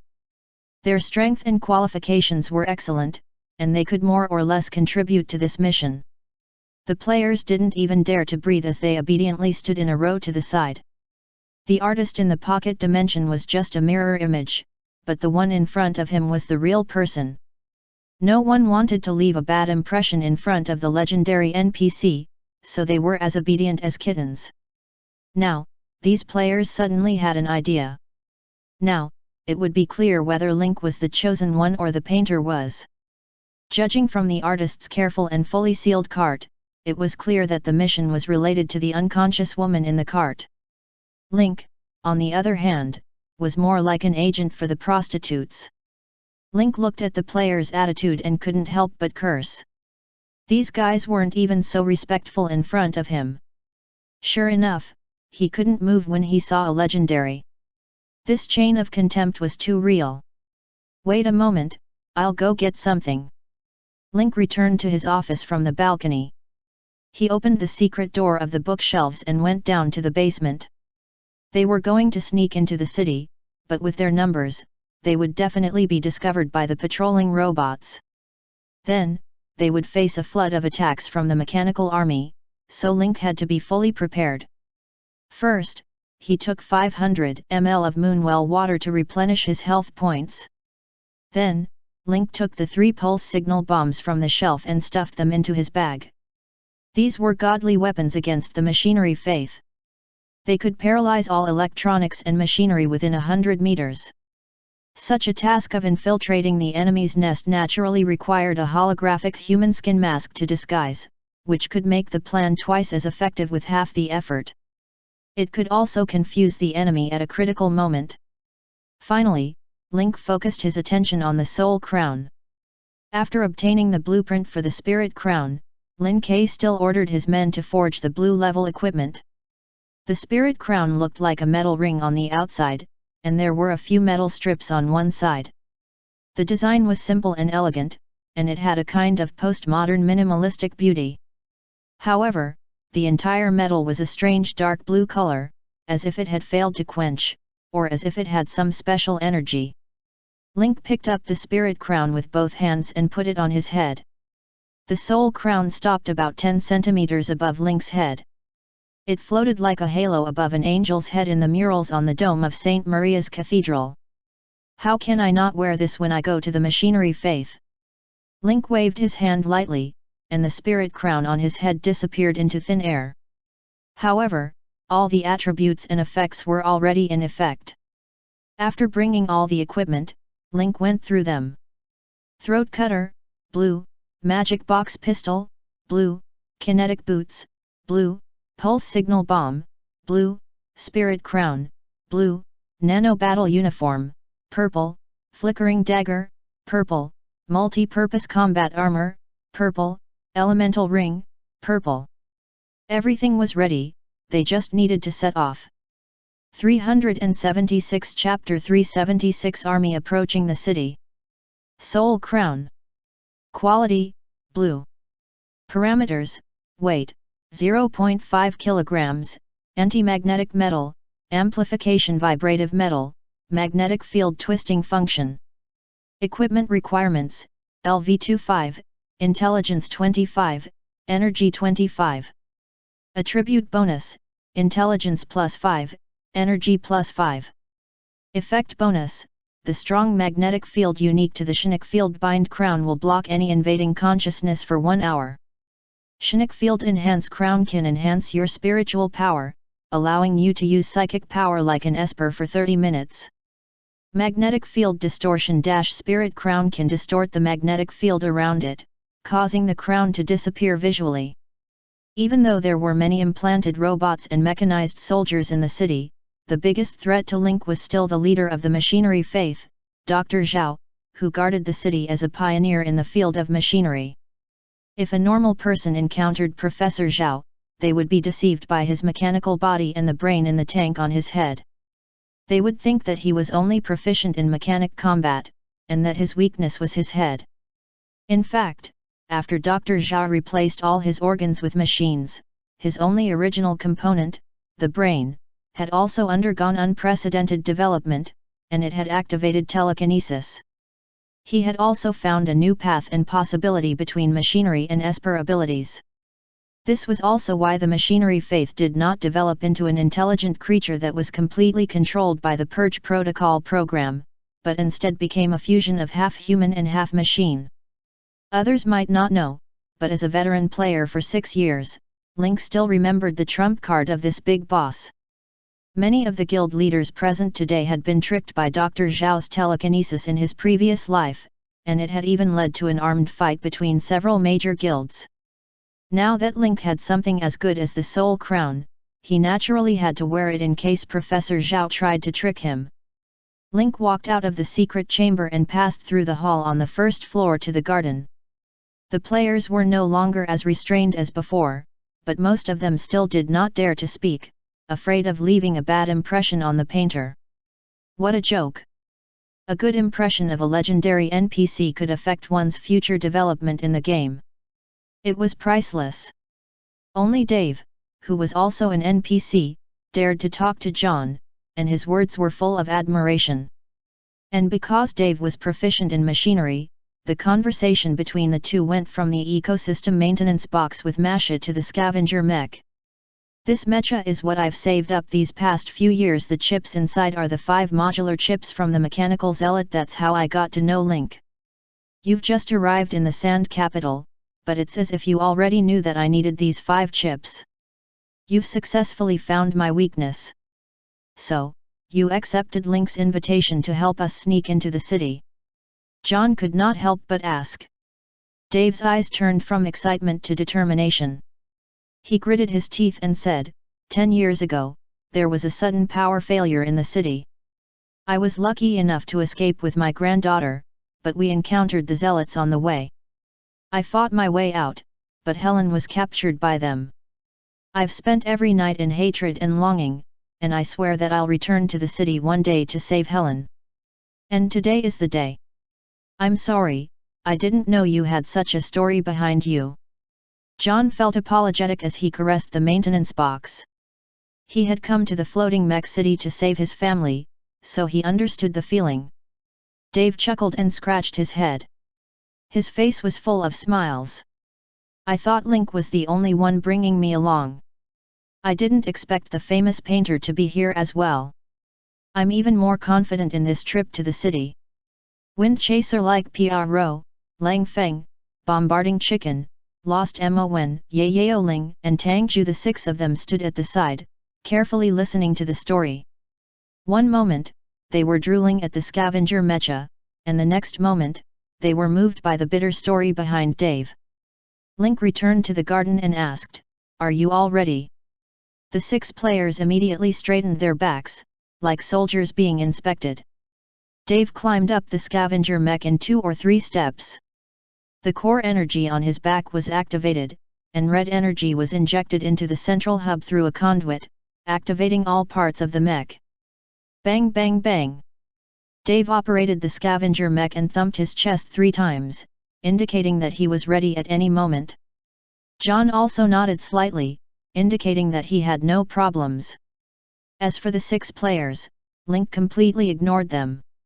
Their main mission was to buy time for John and Masha, so it didn't matter if they were ready or not. Whoosh! Link whistled, and the treasure-hunting mouse jumped out of the bush and climbed onto Link's shoulder. At the same time, treasure-hunting mouse's 5 underlings, the 5 My Secret Service Squad, also appeared. In addition, a large number of spy rats and self-destructing rats appeared outside the garden. The treasure-hunting mouse stood on Link's shoulder, one paw on his shoulder and the other clenched into a fist, hitting its own back. It moaned and complained to Link. For this attack, the treasure-hunting mouse was exhausted. He had to mate with dozens of self-destructing female rats every night just to give birth to new self-destructing rats as much as possible. Looking at the tens of thousands of self-destructing mice, the treasure-hunting mouse said to Link, "Look, this is the majestic empire that I have fought for you." The spy mouse was trying to access the system of the floating mech city and obtain the code as much as possible. As for the self-destructing rats, he already knew what he knew and didn't need to go into detail. John had seen a lot of things, and there had been several cases of rats running amok in the Sand City before, so he had long been able to resist it. Dave was the same. Although he was surprised, he felt a sense of security when he was surrounded by the scavenger mech. It was the first time the 6 players had seen such a scene. They were standing in a row at ease just now, but now they were all hanging on Lang Feng and Wind-Chasing Wolf, and their expressions were very interesting. The only thing that Lin Ke regretted was that he could not post anything on the forum. Otherwise, he would definitely take a screenshot of this scene as a memento. It's fine if you're scared, but don't ever touch the ground. Many of these rats are self-destructing rats. As long as you step on them and there's a change in pressure, they'll immediately explode, blowing your leg off. As a senior member of the Link gang, Wind had heard of the horror of the self-destructing rats. He immediately explained it to the other 5. He didn't want to be blown to pieces before he even set off. As a former Special Forces soldier, Lang Feng had been in all kinds of difficult situations. He stood still in this situation and let the rat run past his feet and crotch. On the other hand, the few people hanging on the 2 of them were all so scared that they raised their feet, afraid that they would not be able to support their feet and step on the mobile bomb. The self-destructing rats and the spy rats surged forward like a tide, and within a minute, they had all entered the black hole that was 5 meters in diameter. A low rumble of thunder came from the black hole, like the muffled thunder before the rainy season in a tropical rainforest. As time passed, it gradually became lower and became silent. "All right, we can set off now. Other than Dave, everyone else is to come here to collect the Bluetooth helmet and power car." Dave, on the other hand, began to tune the mech's frequency, adjusting the chat frequency to the same as the Bluetooth helmet. At the side, bombarding chicken had never seen such a scene before. He could not help but ask softly, "What does it mean to wear a Bluetooth helmet?" "We're going into a tunnel," Lang Feng replied. "It should lead directly to the floating mech city. If we use our normal voices to talk, the sound waves will spread in the tunnel. This tunnel is very long, and our voices will be amplified. The energy will get stronger and stronger, and it might even cause the tunnel to collapse. If you don't want to be buried underground, it's best not to make any noise in the cave later." Upon hearing this, Lost Mon, Tangju, Yayao, Wind Chasing Wolf, and Bomb Chicken all obediently put on their Bluetooth helmets. Each of them rode a power vehicle, and John carefully hung the maintenance box at the back of the power vehicle. As the power car's lights lit up, a huge cave with a diameter of 5 meters appeared in front of everyone. It was extremely empty and deep. Whether it was the 6 players or Dave, all of them were convinced by the smooth chiseled walls of the cave, without any mud sediments. What kind of power did it take to dig a tunnel from the Weeping Valley to the floating mech city? It must be known that the Goria Grand Canal was more than 30 kilometers long from the Crying Valley. A huge hole with a diameter of 5 meters, how much work would it take? Most importantly, Windhowl Castle was not far from Shenmue City. These players had been traveling between the desert and Shenmue City almost every day, but they had not seen any signs of construction at Windhowl Castle. Through the Bluetooth helmet, John took in the shocked expressions of the 6 Inhumans. If they knew that this was all dug up by Link's pet, the dragon god, in one afternoon, their expressions would be even more interesting. The players thought that the space inside would be reduced after going deeper into the cave, but after driving for more than 10 kilometers and the entire journey was 4 to 5 meters high, they did not feel depressed at all. "That's strange. We've entered so deep, so why don't we feel difficulty breathing or lack of oxygen?"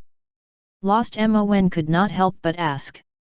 The 5 players all turned their attention to the only Lin Group employee, Floating Soft. But Zui Feng knew nothing about this and had an embarrassed expression. As a result, he was naturally met with a bunch of disdainful gazes. At this moment, Link, who was at the front of the group, said, "Because I've already arranged for the Silver Army ants to dig air holes that connect to the ground along the tunnel, so the entire tunnel will not lack oxygen." After that, Link threw Dave another topic. "Dave, you escaped from the mechanical city 10 years ago. Have you forgotten the structure inside?" "I've been reliving the memory of my escape every night for the past 10 years, so I can return to the city of Mech one day and save my granddaughter, Helen.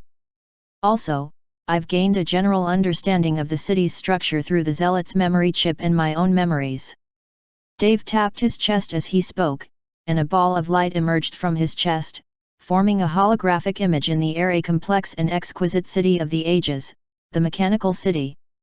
The city is divided into 5 main areas. The northeast is the energy area, which is my target area. All the human batteries are gathered here, and through a special energy conversion device, Dreamscape energy is converted into real energy for the city. It's an important part of the city. The southeast is where the city conducted its research and experiments, which is the painter's target area. The laboratory for Project Dream is here, but we still need to investigate the exact location. Southwest, the military factory in Mech City. All the androids and cyborg modified people come from there. Other than weapons, they were also producing implant robots. Other than being a manufacturing factory, it was also a barracks for soldiers. The moment we are exposed, this place will send out a huge mechanical army to encircle and annihilate us. The data storage facility in the Mech City is located in the northwest. The place where all the data of the machinery faith is gathered and distributed can be understood as the CPU core processor of the entire machinery city, which is heavily guarded all year round. And the most important central part, the center of the city, the machine magnate. In the center was a huge gear with a diameter of more than 100 meters. The half-enclosed building was the territory of the leader of the machinery faith, Professor Zhao. His personal laboratory and research center were here. The giant gears are the core of the city, and they are the key to the city's mobility. Dave explained the structure of the mechanical city, and the 6 players were dumbfounded. Although they heard the names of the machinery faith and the machinery city every day, through the holographic lens, they realized that the actual city was much bigger than they had imagined. A mechanical city with a length and width of 5 kilometers and a height of hundreds of meters. The gigantic structure and exquisite design combined to form the most advanced product of wasteland. It could even move through canals and gobi, which only appeared in science fiction stories. Link, do you have any plans for entering the city? John asked. Link's lips curled into a confident smile. It's October 30th now. At the end of every month and 2 days later, the worshippers of the machinery faith in the desert would gather along the way of the machinery city to select the zealots who were qualified to enter the city and give them chips to become real mechanical apostles. What we need to do now is to find 9 powerful zealots to take their place in the city. Use the identity of a mechanical apostle as a cover and act within the mech city. Hearing Link's plan, John finally heaved a sigh of relief. I thought your plan was to fight your way into the city. Link shrugged. I can't help it, he said awkwardly. Someone's only good at simple plans. In order to accommodate me, he had to make many changes to the plan. Finally, it's at a level where you can understand it. The players behind him didn't even dare to breathe. In their eyes, a high-level legendary NPC like the painter would definitely be stronger than Link. However, Link was now casually joking with the painter, even deriding each other. There was no difference in power between them. In the midst of the chaos, the power car's headlights shone on the hole in front of them. A silver flash entered their eyes and instantly lit up the hole. Upon closer inspection, one would notice that the light was all reflected from the metallic silver army ants. All right, we're now at the bottom of the city's road. Link looked at the silver army ants crawling all over the cave and slowed down the car. It's time to give the city a big surprise. Chapter 377 Sneaking into the City. Dave, it's up to you now. Give us a set of coordinates. Dave controlled the scavenger mech and paced back and forth at the end of the tunnel, looking for the best landing point. After a moment, Dave stopped and looked at the coordinates on the holographic screen. This is the landing point on the south side of the Goria Grand Canal. We can avoid the pillboxes on the northern riverbank. After confirming the location, the next step was to chisel the stone. Link didn't summon the tentacle dragon to head out directly. The huge commotion would definitely attract the machinery faith members on both sides of the river. Link left the last part of the work to the spy mouse and the silver army ant. The silver army ants formed a huge silver army. They stuck close to the wall and formed a 10-centimeter wide staircase that led to the top of the cave and down the other side of the wall, forming a complete semicircle. Then, the spy rat pulled the ladder made of silver army ants, climbed to the top of the cave, and began to dig. The spy rats climbed up from the left and came down from the right with the soil, forming a complete cycle. The silver army ants also entered the hole and continued to build the ladder. The two of them cooperated well, and soon a large hole appeared above everyone's heads. The Silver Ant Queen had never been hungry ever since Link had taken over the castle. Link had never missed 3 months of continuous production and the monthly burst of soldiers. So far, Link had 150,000 silver ants under his command. This was Link's first time leading an army of ants into battle. The silver ants' indomitable spirit and ability to work together were fully displayed. Link waved his hand to gather everyone. While we're digging the hole, I'll tell you guys the plan. The 6 of you will follow John after we enter the city. Your main task is to escort him to the Southeast Scientific Research Area. If you encounter any obstacles along the way, you must think of ways to divert the enemy's attention and try not to expose yourselves. If you don't have a choice and have to expose yourself, then try to delay as much time as possible and wait for my support. The 6 of them were ecstatic. If they could follow Painter John to complete a mission, they would have a chance to be appreciated by him.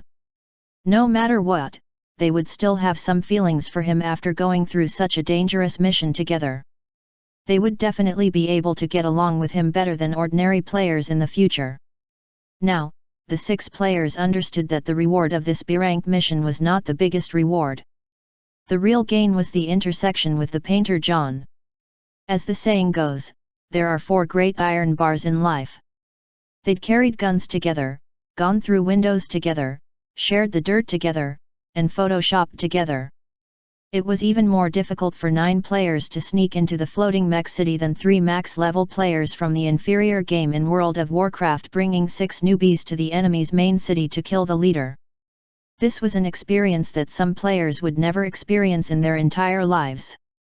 As long as they succeeded in this mission, they would be considered acquaintances who had shown their faces in front of Painter John in the future. Although the accumulated advantages could not be immediately realized, they would ultimately turn into advantages in the game. This was the greatest harvest. As for me, I'll go with Dave to the energy area in the northeast to rescue Helen first. If anything happens on your side, I'll create a commotion here to disperse the pressure. In addition, I'll tell you a special communication secret code between the machinery faith. It can save your lives at critical moments. If a cyborg soldier makes a chest-beating gesture to you, you have to stand still and say, "Robots cannot die, long live the head of state." And if you extend a hand 45 degrees upwards, you have to respond with the same action, and add the sentence "Pioneers and truth exist forever." One last point, other than Dave, the rest of us have never been to the city before. There will be a lot of accidents during the infiltration process, so everyone must stay calm. I'm not worried about John and Dave. The main thing is that the 6 of you have never seen such a scene before, so you must hold on. I'm sure you'll be able to overcome this as the best of the best. The 6 players, Dave and John, all listened carefully. He kept saying that he had never been to the Machinery Palace, but his greeting and response to the Machinery faith were very clear. He was even more familiar with it than Dave, who had personally escaped from the Machinery Palace. How did it look like he had never been to the Machinery Palace? By the time Link was done with his arrangements, the army ants and spy rat had successfully dug out a vertical hole that was 6 feet in diameter. It reached the surface. The silver army ants all retreated back into the cave, and so did all the spy rats. Several players were shocked by the efficiency of the silver army ant and the spy mouse. They happened to be in front of them, so they began to take screenshots frantically, waiting for the mission to be over and to be posted for publicity. The 150,000 silver army ants were evenly distributed on the wall of the cave. The lights of the power cars shone on the wall, reflecting a sea of crystal-like light, like the broken diamonds embedded in the most exquisite luxury goods. It looked spectacular. In front of another fork in the cave, thousands of spy rats with grey and white stripes were lying in front. Further inside were snow-white suicide rats. The number of them sent chills down one's spine. If these white-furred rats were ordinary rats, they would look quite cute.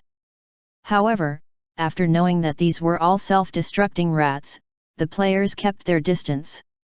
They were even nervous, afraid that one of them would accidentally explode and cause a chain reaction. "You guys stay here first. I'll go up and then lower the rope." As Link spoke, the multi-purpose combat suit's hook shot out from his wrist and pulled Link to the hole at the top. Then, 2 balls of fire shot out from Link's power boots, and the powerful lifting force sent him to the ground. The desert was dark, and the howling of the cold wind could be heard in the distance. At the end of the month, it was hard to find the moon in the night sky. The sky seemed to be covered with a layer of grey fog. Only a few of the originally bright stars could resist the dark clouds and barely showed their starlight.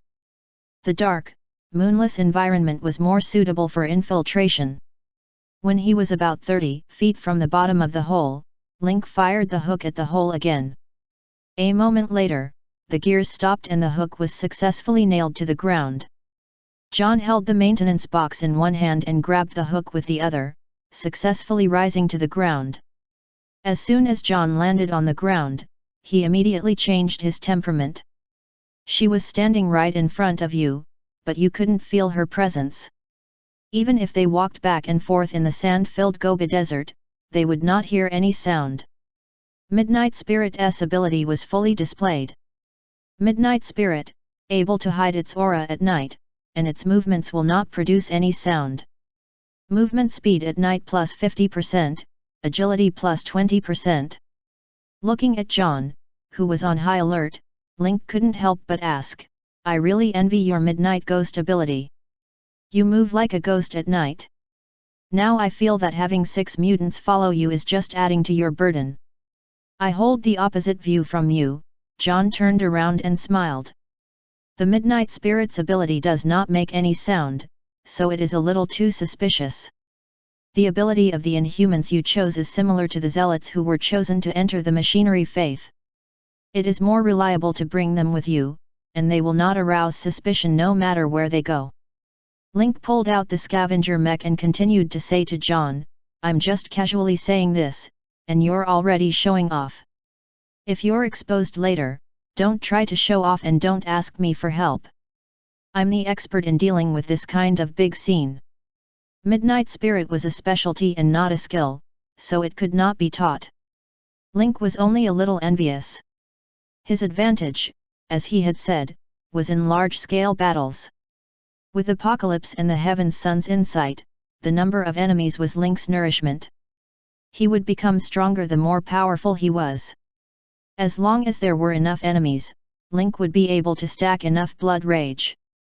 Even if the mechanical pioneer Dr. Zhao came personally, Link would still dare to face A. If it was before, John would have definitely challenged Link to a fight after hearing such provocation. Although John had retired, he still had his pride as the #1 assassin. Not everyone could ride on his head. However, this was related to the recovery of his wife, Masha. Even the #1 assassin was extremely cautious.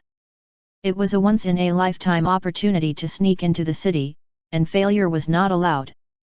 As Link pulled the 6 players up, everyone was on the ground. The treasure-hunting mouse and the 5 mice Secret Service squad also climbed out of the hole. The desert at midnight was engulfed by darkness, and the temperature was extremely low. Link couldn't help but think of when he had first entered the game half a year ago and had escaped with the AFU desert. At that time, the new moon hung high in the sky, but today, it was covered with dark clouds. The cold wind was still blowing, but it could no longer stop Link.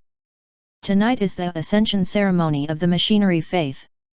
There will be a large number of teams of machine zealots gathered on both sides of the Goria Canal, waiting for the selection of the Machinery Faith.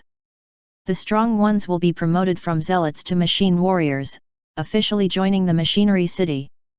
The whole process is called Ascension. Dave's strength and mech are already in place. We still need to get 8 sets of equipment for the mechanical zealot. The strength of the equipment doesn't matter, as long as the individual strength meets the requirements. As soon as Link finished speaking, the treasure-hunting mouse on his shoulder sniffed the air and chirped in Link's ear. It stretched out its claws and pointed at the distance with 5 fingers, then pointed at itself. Link was overjoyed. Someone had come to his door just as he finished speaking. Speak of the devil. Wind Chaser Piaro immediately stood up and said, Guild leader, leave the killing of the zealot to us. We definitely won't damage the equipment. Even the usually quiet Zhan Lang and Lang Feng were eager to give it a try. They even said something like I will complete the mission. Link waved them off. He understood what the players were all about. Dave's scavenger mech, whether it was in terms of craftsmanship or technology, was already at the level where it could crush the zealots. At this moment, the radar had already detected the enemy's position and reported, the enemy is approaching quickly. They are 600 meters away from us. Your battle has caused too much of a commotion. It will attract the zealots around. Let me do it. However, just as Link finished speaking, a large hand appeared on his shoulder and stopped him. It's better to leave the assassination to the professionals. As the commander, you should be here to arrange things. Dave, help me look after the maintenance box. As soon as he finished speaking, John had already disappeared into the twilight. This time, it was the players' turn to be surprised, and they couldn't help but whisper, "So the painter's main ability is assassination?" Since they couldn't see the painter's data, they could only piece together the experiences and abilities of the painter John based on the bits and pieces of the conversation. Now it was Dave's turn to be surprised, and he couldn't help but say, "What? You don't even know who the number one assassin on Wasteland Planet is?" Wang. Except for Wind, the other 5 players' minds were blank. The number one assassin on Wasteland Planet. They never knew that the painter was the strongest assassin on Wasteland. Zui Feng looked at the 5 people's frightened expressions and tried to hold back his laughter. "I've already retired, so there's no need to mention this name again." Just as Dave was talking to the players, another voice sounded in the darkness not far away. John gradually walked out of the darkness, dragging 5 corpses of the zealots that were entangled together behind him. Bang! Bang! John put down the zealot's leg, dusted the dust off his hands, and returned to the maintenance box. From their exclamations to Dave's response, it only took a short 10 seconds. He did not hear any sounds of battle, not even the whimpers of the enemy's death. And Dave just said that the enemy was about 600 meters away from where they were. How did the painter kill the zealot team silently in just a dozen seconds and then drag 5 dead bodies back? Was this the power of the number one assassin on Wasteland Planet? The 5 players were stunned. They gulped and did not recover from the shock. Link's mouth twitched. The legendary aura was indeed impressive. It had managed to intimidate the presidents. I shouldn't have given John this chance to show off. Dave deftly separated the zealots from their exoskeleton armors or equipment. He was so fast that it was almost like a butcher dismembering an ox. Link threw the 5 corpses into the hole and destroyed all evidence. He then told everyone to change into their zealot equipment. John put on the best exoskeleton armor, and the weight-bearing hook could hang the maintenance box behind him. Lost Mo Wen, Ye Yaoling, Lang Feng, Tangju, put on these 4 pieces of zealot equipment, Link instructed from the side. The 4 of them were eager to give it a try. After all, the number of times they had the mechanic class VIP experience card could be counted with their fingers. However, after changing into the corresponding equipment, the 3's excited expressions suddenly froze. This was because the system interface showed that they were not of the corresponding mechanic class and could not enjoy the functions of the equipment. Only Tangju's smile reached his ears. He was originally a mechanic player, and he had chosen the mechanic class. In Shandu, due to the lack of blueprints and guidance, he could only make some low-level mechanical equipment. After the players started to enter the Sand Capital, there were finally some zealot equipment, or perhaps even a few sets of chips, on the market. However, with Tangju's current skills, he was far from being able to create the corresponding mechanical equipment through the chip. The theoretical knowledge contained in it needed to be studied deeply. But now, the white-quality mechanical armor he was wearing was embedded with the core chip of the zealot, and it happened to be an investigation chip. The function of the armor was also inclined to investigation assistance, which was equivalent to obtaining a whole set of equipment. The infiltration hadn't even started, and he had already obtained a zealot scout armor. It was simply a huge profit. Now, only Link, Wind Chaser, and Explosive Chicken were not equipped with the zealot equipment. They were both Link's direct subordinates. One of them was a small leader of the Kylan Hall, and the other was a druid who had been approved to enter the Divine Tree Noxy. Link looked at the pitch-black desert and muttered, "Now, we need another squad of zealots to deliver warm buns." Chapter 378 Steel City of Saibo. Link shrugged and said to the treasure-hunting mouse, "Xiaobao, use your perception to sense where the nearest enemy is. Don't count the ones on the other side of the canal." The treasure-hunting mouse had a super metal sensing ability and could sense the traces of metal objects within a 2 km radius. The treasure-hunting mouse stood on Link's shoulder and looked around. The whiskers near its little nose twitched as it tried to scan for the smell of metal within a 2-mile radius. After more than 10 seconds, treasure-hunting mouse's ears suddenly stood up. It was in high spirits, and its eyes shone. This kind of gaze would only appear when he sensed something good. The treasure-hunting mouse pointed into the distance and jumped impatiently on Link's shoulder. "I'll take care of the enemy this time."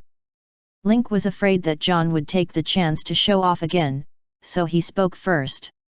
He had brought the players to the floating mech city to establish a friendship with John, the main character of this planet. On the other hand, he wanted to show off his strength in front of the players and firmly tie these promising stars to his war chariot. However, Link had still underestimated the effects of the legendary aura. The moment John appeared, he had hooked the players' souls away. His casual attack just now had directly hit the players' G-spot. The expressions of admiration on their faces were exaggerated. He was clearly the commander and planner of this mission, but after John made his move, he had been reduced to a fringe person, an outsider. As expected, a commander-level creature didn't deserve to have human rights. John seemed to have guessed Link's thoughts. He curled his lips and stepped aside, indicating that he had no intention of attacking. Apart from John, no one else had seen Link in action. Dave had only heard rumors about Link in the underground black market, but those rumors were all bizarre. They described Link as a godlike figure. Dave, as a believer in mechanical science, scoffed at these blindly exaggerated rumors. None of the players present had seen Link in action before. The last time Link had appeared on the battlefield, it had been his pet, the gorilla captain, who had single-handedly taken down the Earth Dragon King that had wreaked havoc in the Gobi, leaving a deep impression on all the players. At that time, there were two different opinions on the forum. One faction thought that Link wasn't strong himself and that he was relying on his pets. The other faction dug up information on Link in the Sand City. In the end, they could only find records of individual battles. However, they were all fights between gangs and could not prove that Link was stronger than the gorilla captain. The two views were at odds, and there had been no conclusion. Even Wind Chaser, who had followed Link during the closed beta, had only seen the battles during the guild period. In the 3-month gap, Wind Chaser didn't know how strong the guild master had become. But today, they finally had the chance to see Link in action. The wind in the desert was howling. Through the flying sand, everybody could vaguely see a few spots of light in the darkness far away.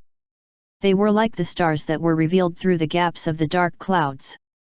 Link stood in place. He didn't take the initiative to kill the enemy. Instead, he waited for the enemy to approach. The facula in the distance slowly grew larger and closer to Suanji. That was until Dave's radar system also detected the enemy. "They are still 600 meters away from us." After Dave finished speaking, he looked at the warning and request that suddenly popped up on the holographic screen. His face changed drastically, and he said with a sobbing voice, "It's over. It's not a zealot this time. It's a mech warrior. He has locked onto me." The players' expressions changed. From Link's explanation, they knew that after a zealot completed the ascension ritual, they would become a mechanical warrior. Once they became mechanical warriors, it meant that they would become a regular force of the city, no longer believers who wandered the desert. In the eyes of the zealot, the mech warriors were the spokespeople sent by the mech city, the executors of the leader, Professor Zhao's will. Don't panic. Remember your current identity. You are the machinery zealots, the fanatical believers of the machinery faith. Link reminded, his eyes never leaving the distant light. John stood on the side, pushing the maintenance box with both hands. He looked into the distance calmly, wanting to see what trick Link would use to kill them. Control the arrow? Close combat? Pet? Or something else? Are we really going to connect? Dave was sweating profusely and even stuttered a little. Connect. Dave agreed to the mech warrior's connection signal from afar, and the other party's voice immediately appeared in the scavenger mech. Machines can't die. Long live the head of state. Dave froze for a moment, not knowing how to respond. Hello? In? Why aren't you saying anything?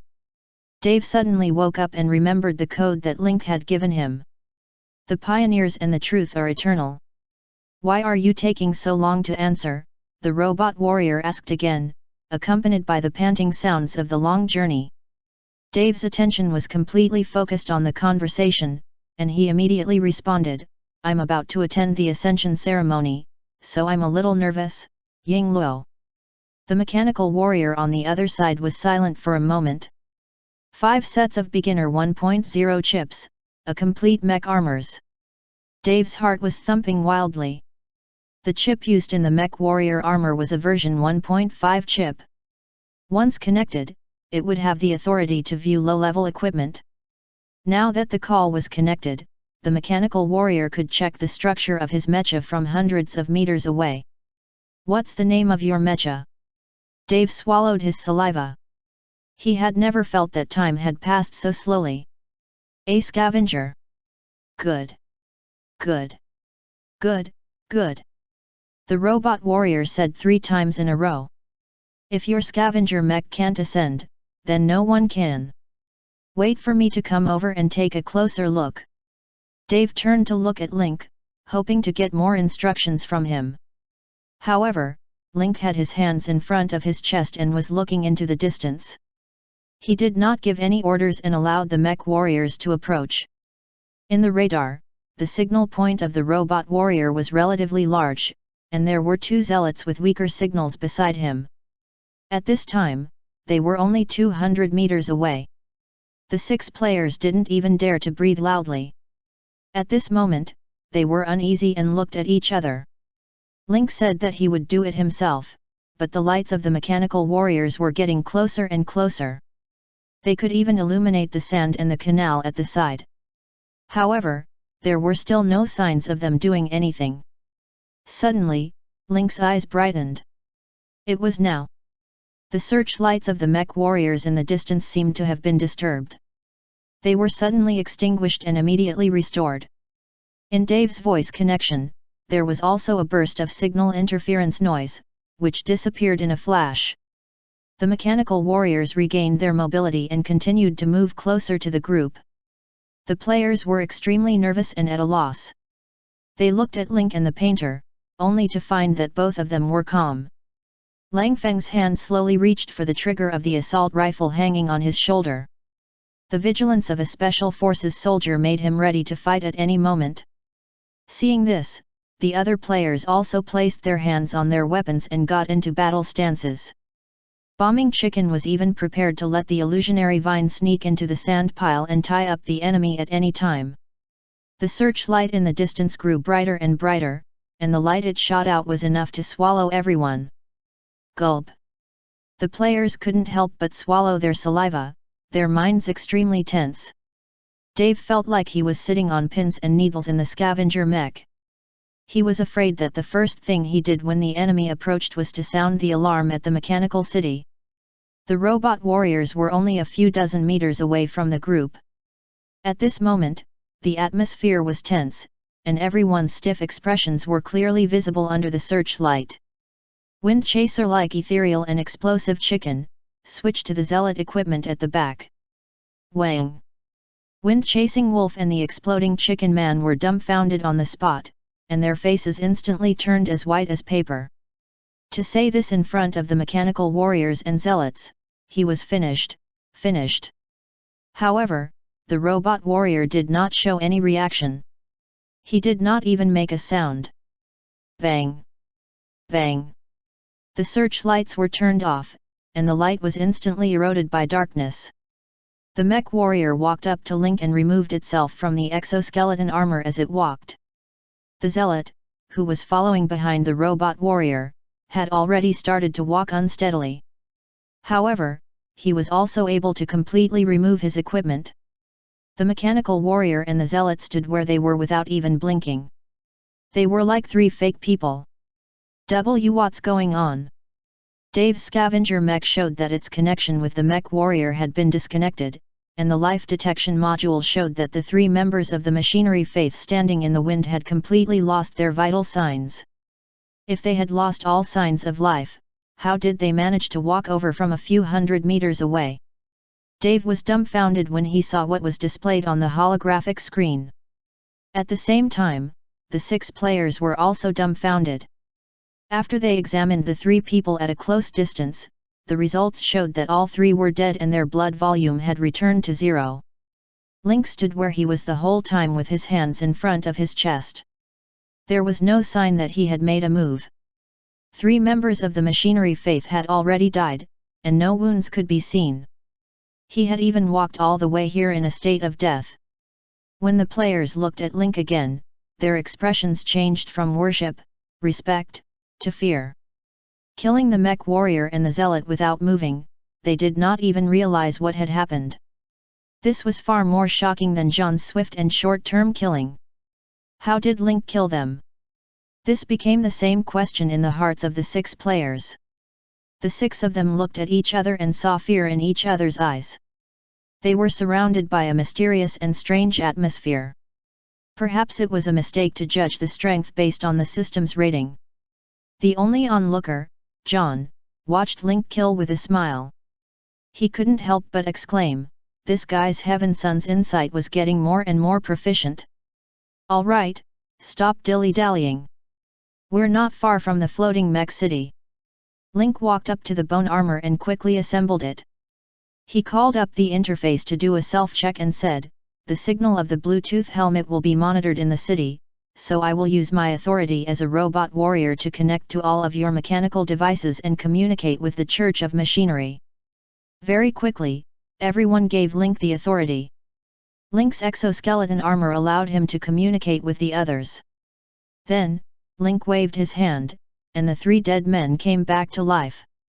They jumped into the pit and self-destructed. This scene once again stunned the few people who had just recovered.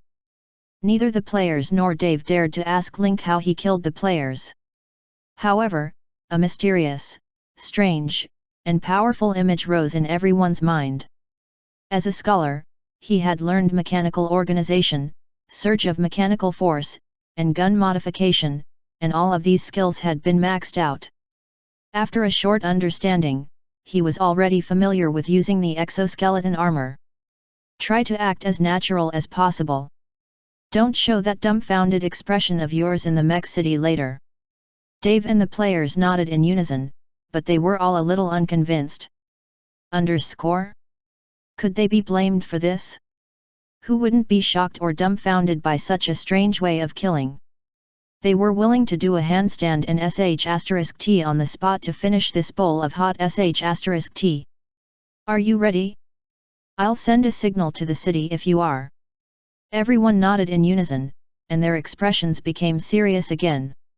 Once the signal was sent, there was no turning back, and the mission would officially begin. Link pressed the call button. The radio signal flew across the sky and was received by the Steel City in the desert. 2 seconds later, a message appeared on Link's exoskeleton armor panel. The floating mech city will arrive in 13 minutes and 24 seconds. Link waved his hand and sent a countdown message to everyone's mechanical panels. 13:23, 13:22. When the countdown reached 5 minutes, from the horizon of the Goria Grand Canal in the west, the dark sky suddenly brightened a little. The light gradually filled the night sky, to the point where one could even see the dark clouds in the sky. The light near the horizon became more and more obvious, and soon, some black silhouettes rose from the horizon. Red, green, blue, and yellow warning lights followed closely behind, and the lights in the mech city were like stars, outlining an unparalleled shape in front of everyone. The vibration in the air was transmitted to everyone's eyes. The entire city was like a giant beast running in the desert. A terrifying aura was already coming at them. The players' jaws dropped. Although they had seen the structure of the mechanical city through Dave's holographic device in the cave, when the giant really appeared in front of them, they were speechless. They couldn't even organize any words to describe this great wonder. All the words that could be used to describe the magnificence, and shock all became one word. F***ck? O_O. This thing, is it really running on the ground? The floating mech city, which was hundreds of meters tall, was approaching. Although it was still a few kilometers away, the details of the city could be seen clearly through the lights. Even though Link, John, and Dave had come with hostility, they still couldn't help but marvel at the power of the most advanced technology on Wasteland Planet after seeing the city again. When the city was only 3 kilometers away from them. Looking up, the city was like a mountain. Neon lights, factory catalytic towers, colorful track lights, and huge LCD screens. In the air 100 meters high, the atmosphere was like that of the steel city of Saibo. The air around the city stopped shaking. A platform the size of a basketball court slowly descended from the city's chassis. As they landed, they saw rows of mechanical soldiers and scanning devices. "Are you all ready?" Link turned around and grinned. He scanned the group. P.S. Seeing that Wanjun is still working hard to update, I'll give you some recommendation votes and monthly votes. Chapter 379 All members ascend. Everyone nodded and took deep breaths to calm their emotions. The shock from the floating mech city was still lingering in their minds. Seeing such a large group of people in charge of detecting ascension, the players could not help but feel nervous. "If you're ready, then we'll set off." Link swiped his hand across the robot's face. Its facial features suddenly became a mosaic of abnormal data. The next second, the face that appeared in front of everyone was the face of the robot warrior who had jumped down the hole. "This Bion." The players' mouths were wide open in shock, and their eyeballs were about to fall out. What kind of ability was this? He could change his appearance by simply scratching his face, and he could not see any flaws at all. With this kind of power, he would be like a fish in water in the floating mech city. Dave was also shocked, but he also saw some clues from the brief facial changes and mosaic. Lin K must have been wearing some kind of holographic device that could use optical projections to simulate the enemy's facial features. It was just that this kind of suspected equipment had very high technical requirements. Dave had only dabbled in related theories, but he did not expect that someone could actually create a real object. If acting cool could also give him experience points, then he would probably have millions of experience points now. Link was wearing the exoskeleton armor and carrying a modified heavy machine gun as he walked in front. The others followed behind him, fully armed. When the arbitration team came down from the floating mech city and saw the shocked expressions on the zealots' faces, they thought that they had been awed by the magnificence of the city. A sense of pride welled up in their hearts, and they felt very good about it. "I hope that there will be a strong zealot who will stand out this month," the member of the arbitration team said as the elevator descended. They looked down at this group of zealots, and in the next second, their eyes flashed. "Not bad, I actually see a whole body of mecha with 5 sets of elementary chips embedded. It'll take at least a few years to forge this set of equipment." "It's true. It's also a skill to be able to gather 5 beginner chips. The multi-core operation effect of 5 1.0 beginner chips is probably stronger than the 1.5 beginner chips we have, right? This is the rhythm of someone who wants to be above others once he ascends. This guy will most likely be accepted by the laboratory. Although this mecha looks broken and is made of second-hand modules, it has a complete set of functions. It's clear that she put in a lot of effort." The few of them discussed in low voices, their eyes all drawn to Dave's scavenger mech. The elevator reached the ground, and the arbitration team stopped talking and walked to the outer ring of the elevator. Ascending to the floating mech city meant that they would be cut off from this dirty land, and they would not set foot in it unless they were on a mission. Even for the ascension ceremony that was held once a month, the arbitration team could only operate from the elevator.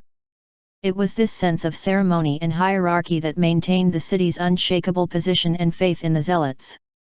Link walked up to the arbitration team and rapped his chest with his arm.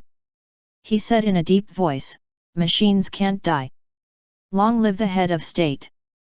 Behind him, John, Dave, and the players also followed suit, thumping their chests and shouting slogans, their eyes all burning with passion. "Pioneers and truth are eternal." After the arbitration team's response, the serious atmosphere gradually dissipated. "I didn't work for nothing this month," said Link, pointing at the people behind him. "I've found quite a few good seedlings."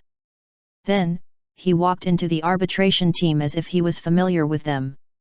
Link's actions were as dangerous as walking on a tightrope. The players' hearts were in their throats, afraid that they would say something wrong and expose their identities.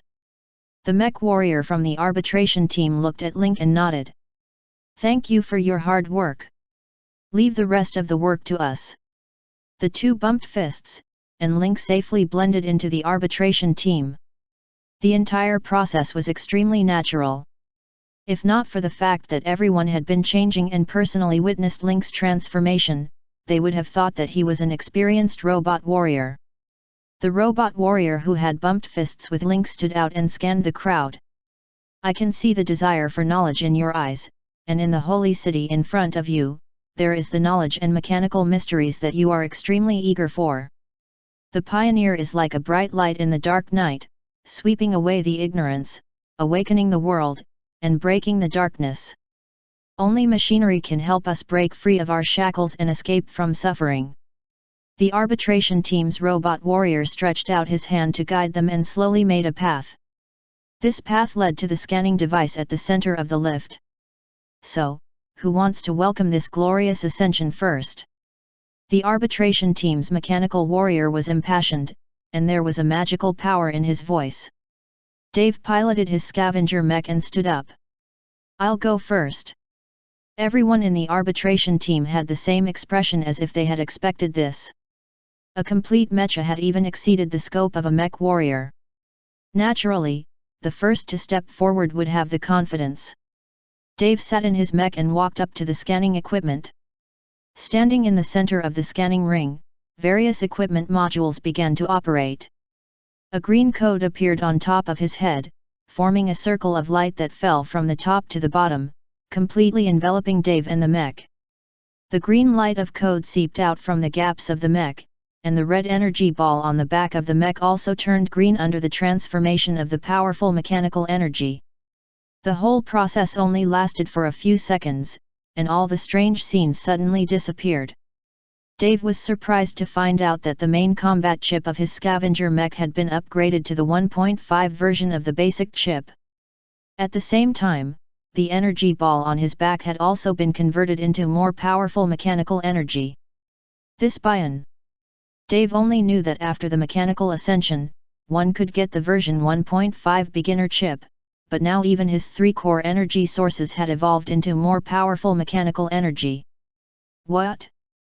The arbitration team was dumbfounded. "This is the resonance of machinery. The pioneer acknowledged your mechanical suit design. Not only did he upgrade the chip, he also used his own mechanical force to upgrade the energy source for you. How many years has it been since mechanical resonance has appeared in the desert? Your future is no longer just a mechanical warrior. The mechas that have been recognized by the pioneers are at least mechanical apostles." Dave continued to fish for information in his excitement. "So, the pioneers have noticed me now?"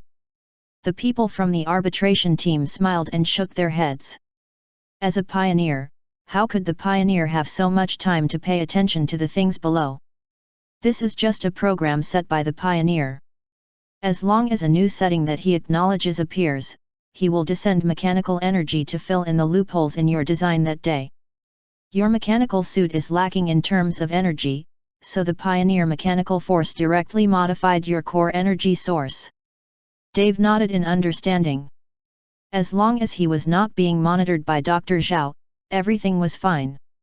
"Congratulations on your success. You may now move to the side." The mech warriors of the arbitration team led Dave to the side and then looked at the other zealots. "Who's next?" "I'll do it." John walked out of the team and walked to the elevator platform in his exoskeleton armor. Just as he was about to step onto the instrument, he was stopped by the people from the arbitration team. "If I'm not mistaken, there's a person in the box on your back." As soon as these words came out, everyone fell silent and the atmosphere suddenly froze. The 6 players' hearts were in their throats at this time, and their minds were already simulating the target they would attack later. Dave's eyes flickered as he stood on the elevator. He was extremely nervous at the moment, afraid that something would go wrong in John's segment. Anyone with eyes could see that Masha in the maintenance box was John's weakness. If someone had the intention to use the maintenance box, John would definitely go berserk. Senior officer, no way, the Holy City has always needed bio-batteries. It wasn't easy for me to capture this person. I'm preparing to present him as a congratulatory gift to the pioneers after my ascension. I'm afraid it's not a good idea for you to detain him for inspection now, right? John's tone and expression were just right, perfectly fitting his character. No one could tell that he was the #1 assassin on Wasteland. The arbitration team's mechanical warrior glanced at John and said in disdain, "You're really good at currying favor. It's winter now, and the Holy City is really lacking energy. Where did you get the news? Don't look at me. I didn't say that." Link noticed that the arbitration team's eyes were on him, so he immediately shifted the blame and played along with John. The mech warrior in charge of reconnaissance from the arbitration team walked to John's back and used his scanning module to scan the maintenance box. He immediately questioned, why is this person in a vegetative state? The body maintains the most basic activity signals, but the brain activity is extremely low, basically in a dormant state." John turned his head and stared at the member of the arbitration team with a look that said, "Do you understand? If she was running around, would I have been able to keep her by my side for so long?" The arbitration team's mech warrior waved his hand, signaling John to quickly get on the scanning equipment and not waste any time. The green code screen enveloped John again, and the green light flowed through his entire body, the exoskeleton armor, and the maintenance box behind him. John released his strength that was slightly stronger than the arbitration team's and quickly passed the ascension ceremony. After that, the 6 players were also baptized by the green energy in turn. Among them, Tangju's expression was the best. The chip in the originally white mechanical armor had been upgraded to the 1.5 version of the basic chip after the baptism of ascension. The quality had jumped to green, and the equipment had increased Tangju's endurance, intelligence, and strength by 1 point each. It also had a special effect. After ascending, Tangju's expression was extremely interesting, and he vividly interpreted the word fanatic. Tangju's acting skills were so good that John and Dave both looked at Link and wondered if this Inhumans was really a spy from the machinery faith. If Link didn't know about this guy's background, he would have thought that there was a traitor in the team and was ready to kill him. The quality of this group of people you found is really high. All of them have successfully ascended. After all the tests, the arbitration team's robot warrior told Link. The ratio also shocked them. Link grinned like a dragon king. "Of course, my eyes are sharp, and the ones I pick are naturally the best. If we don't pick out the ones with potential, how are we going to fight the war in the future?" The mech warriors of the arbitration team actually felt that Link's words made sense. Dave was extremely nervous. The players had never experienced such a big scene before, so they were extremely nervous when they were surrounded by enemies. Link was the only one who remained calm. He even joked around with the arbitration team members. What kind of social talent was this? The platform started moving up.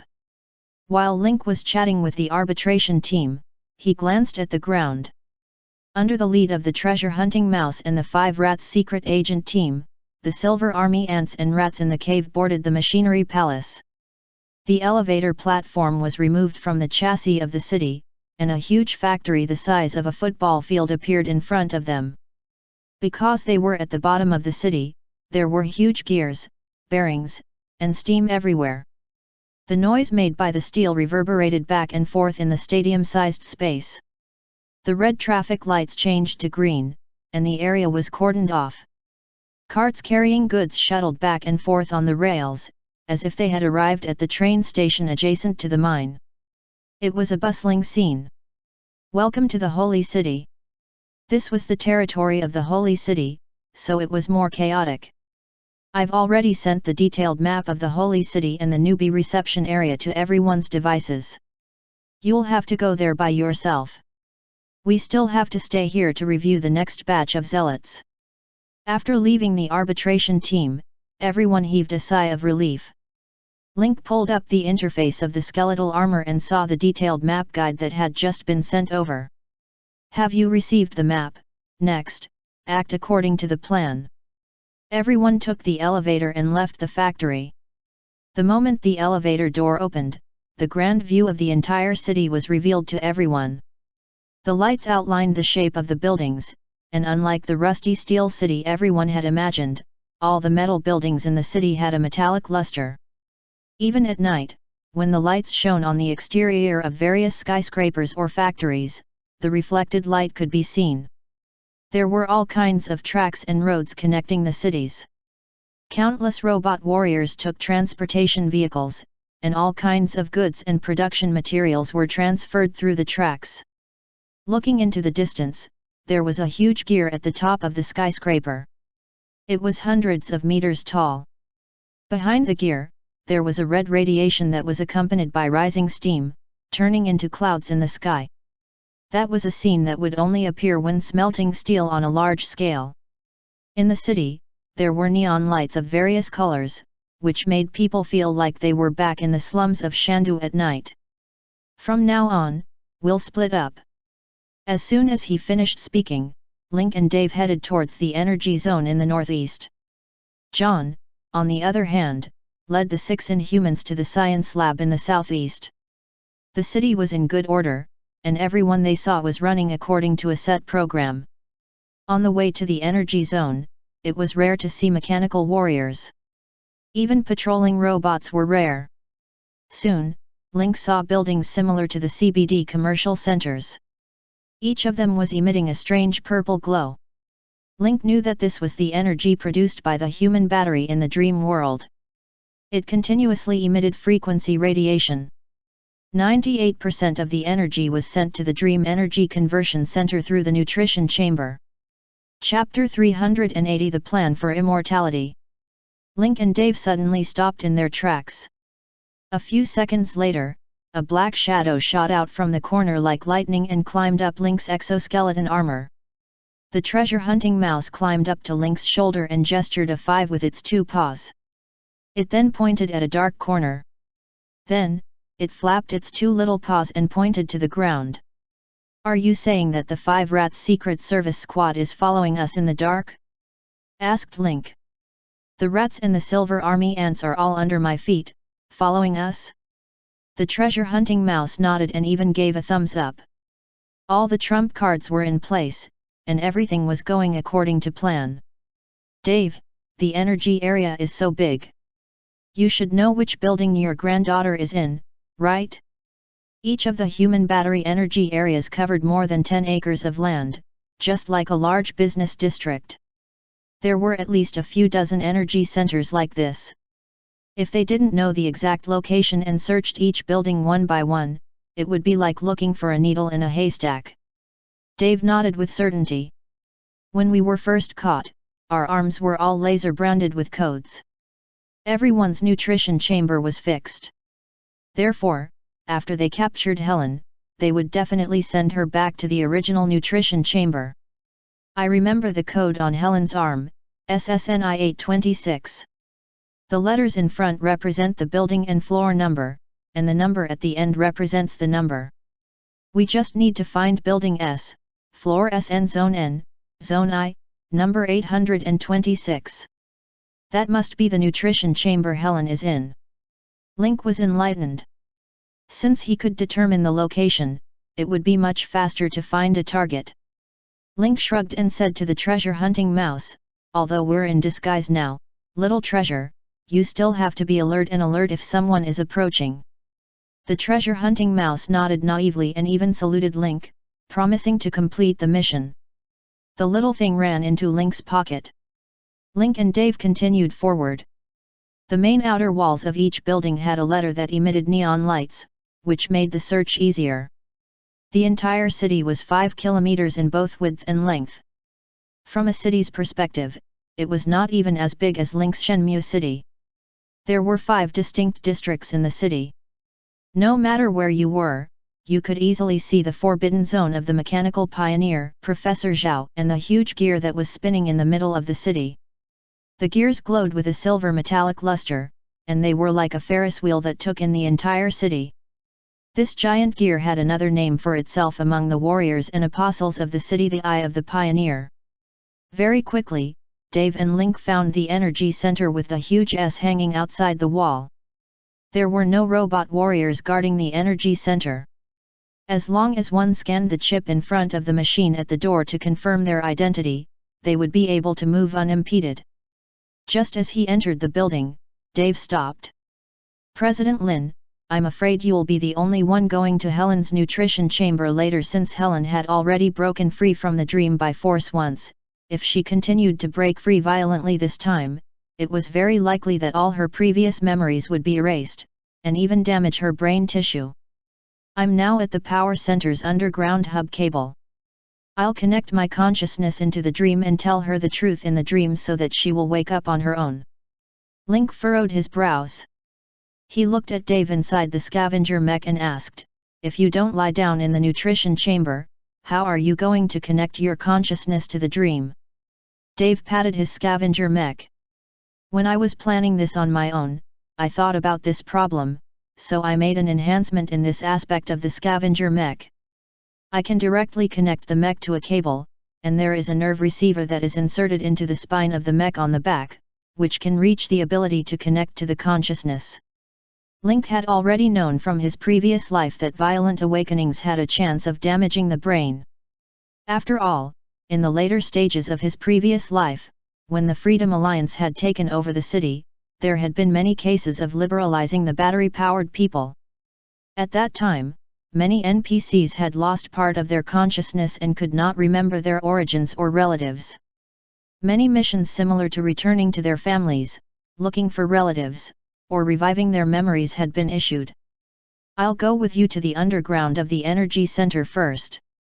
I'll wait in front of Helen's nutrition chamber after you successfully connect." The two of them hit it off. Without the robot warriors, Link and Dave went underground with ease and found the cable hub. "How long will it take you to find Helen?" Link couldn't help but ask. There were thousands of people in the virtual world, and there were also virtual characters created by the program. It was not easy to find one person. "I had an agreement with Helen. If I can come back to save her one day, I will go to a place with a special code. I only need 15 minutes to wake her up." "All right, then you should hurry up." After that, Link watched as Dave connected the mech to the device. Dave twitched in the mech, and his consciousness successfully connected to the virtual world created by the mech city for human batteries. Each energy center was an independent virtual world, and the nutrition chamber in each energy center had a capacity of 100,000. The energy centers of the entire city started from the letter A, all the way to Z. Although they were not completely filled, the regular capacity had reached 2 million. With the city's recent expansion, energy was becoming more and more scarce. With the Sand City guarding the main road, it was difficult for the machinery faith to attack without restraint. With an organization like the Wasteland Gang eyeing them covetously, the machinery faith was in a dilemma. They couldn't find new human batteries. Although the previous human batteries were soaked in nutrient solutions, the body cells would still divide and grow. Many human batteries had gone extinct because of aging. Therefore, the project Eternal Life was born. The consciousness of a human would be completely extracted, and a new human would be created by cloning technology, and the consciousness would be injected into the new body. Although the Eternal Life plan had solved the problem of aging and death, the plan was not omnipotent. No matter how many experiments he conducted, the mechanical pioneer Dr. Zhao discovered that soul data could only be transferred from one body to another, but it could not be copied. In other words, the Immortality Project could only maintain the current number of human batteries and could not expand it. After the appearance of the Inhumans, Dr. Zhao thought that he could solve the big problem, but he found out that these Inhumans had no consciousness data at all, like a body that was remotely controlled. However, due to the snatching of the energy pillar and the development of the desert city, the two former rivals, the Machinery Faith and the Wasteland Gang, could finally sit at the same table and discuss cooperation calmly. Link went to the nourishment room as fast as he could and saw Helen lying in a nutrient solution through the glass. In Dave's description, his granddaughter Helen was a cute little kid with orange hair and a natural mole on the tip of her nose. However, the person that Link was looking at now seemed to be in his teens. But whether it was the hair color or the mole on the tip of the nose, it was the same person Dave described. Link opened the armor panel and sent a message to Wind Chaser immediately. Did it go smoothly? A moment later, Link received Wind's reply. Everything is going well for now. If everything went well, then 15 minutes later, Dave would successfully rescue Helen. Next, they would meet up with John. When they met up, it would be time for Link's spy rat to come in handy. It would steal the plans, programs, and mechanical blueprints of the Machinery Faith from the laboratory. After that, he left with the others while the ascension ceremony was going on and the parking lot in the city was being inspected. Just as Link was fantasizing, the treasure-hunting mouse suddenly stuck its head out of his pocket, chirping a warning to Link. The treasure-hunting mouse stretched out its two small claws and drew a huge circle in the air, then pointed at the front door of the energy center. Link's heart sank, and his brows furrowed. He walked to the window and looked down. On the transportation track in front of the energy center's main entrance, 3 containers were parked. As the first container door opened, more than a dozen robot warriors instantly emerged like bubbles overflowing from a basin of water. Immediately after, these mechanical warriors who were good at carrying heavy loads all went to the last 2 containers and waited. When the 2 containers were opened, Lin Ke was shocked to see that they were filled with wooden coffins. Come, come, come. Hurry up and move these corpses to the disposal room. One of the squad leaders ordered. The robot warriors began to carry the wooden coffins into the energy center and headed to the processing room on the first floor. Let me see if there are any other mech warriors nearby. These 2 containers of corpses, how long will it take for these few people to load them up? Link saw the captain fiddling with the panel, but in the next second, his own main control panel buzzed, indicating that there was a higher authority access system nearby in a video call. Robot warrior, a new batch of corpses has arrived at the S-Energy Center. They need to be stripped and processed. You are the closest person in the vicinity. Please report to the entrance of the S-Energy Center immediately. Before Link could say anything, the other party hung up. Link furrowed his brows and glanced back at Helen's nutrition chamber. As expected, you never know which surprise comes first. In Floating Mech City, there was no need for a reason for a superior to summon a subordinate. Because Dave's consciousness was connected to the hub at the moment, and the scavenger armor was also in a state of power outage to simulate the nutrition chamber, Link was the only one who was scanned and recruited. If Helen were to resurrect in front of these mechanical warriors, I would be completely exposed. The only plan now is to complete the transportation and separation process within 15 minutes. Dave and Helen will not bump into the robot warriors. As for directly killing these robot warriors, Link never planned to do so. If he killed all the robot warriors, it would attract the attention of the city's defense system. Then, he would have to fight the entire robot army. Dave and Helen might not be able to escape, but John's mission would definitely be affected. Link wasted no time and quickly went downstairs. Robot warrior reporting for duty, machines can't die, long live the head of state. The captain's eyes brightened when he saw Link. He was a mech warrior with an exoskeleton armor. Pioneers and truth are eternal. Why are you in the energy center? The captain asked. Link had already thought of what to say when he went downstairs. I brought back a newly resurrected battery from the experimental area. I saw the captain's recruitment order as soon as I finished installing it. The captain didn't have any doubts. After all, the Eternal Life Plan had been in effect for some time, and the energy center often had dead human batteries, which needed to be manually dismantled and brought to the experimental area for biochemical treatment. What a coincidence, I have a task for you. As soon as he finished speaking, a mission notification appeared from the system. You have triggered the F-level mission temporary request, Energy Center. Mission tip: the transport team has 2 containers of corpses that need to be disinfected and removed. You have been recruited as a robot warrior to join the mission. Mission reward: 150 experience points, 50 wasteland coins. Lin Ke looked at the F-rank errand mission that he had not received in a long time and did not know what to say. After the captain assigned Link his tasks, he shouted to his men behind him, "Hurry up with your work. You have to finish unloading in 10 minutes. We have other tasks later." The other robot warriors wailed, 10 minutes? How is this enough to carry, disinfect, and strip? Link didn't waste any more time and immediately joined in to transport them away. He wanted to get rid of this group of pestilence within 10 minutes. To avoid direct contact between Helen and Dave and the mechanical warriors.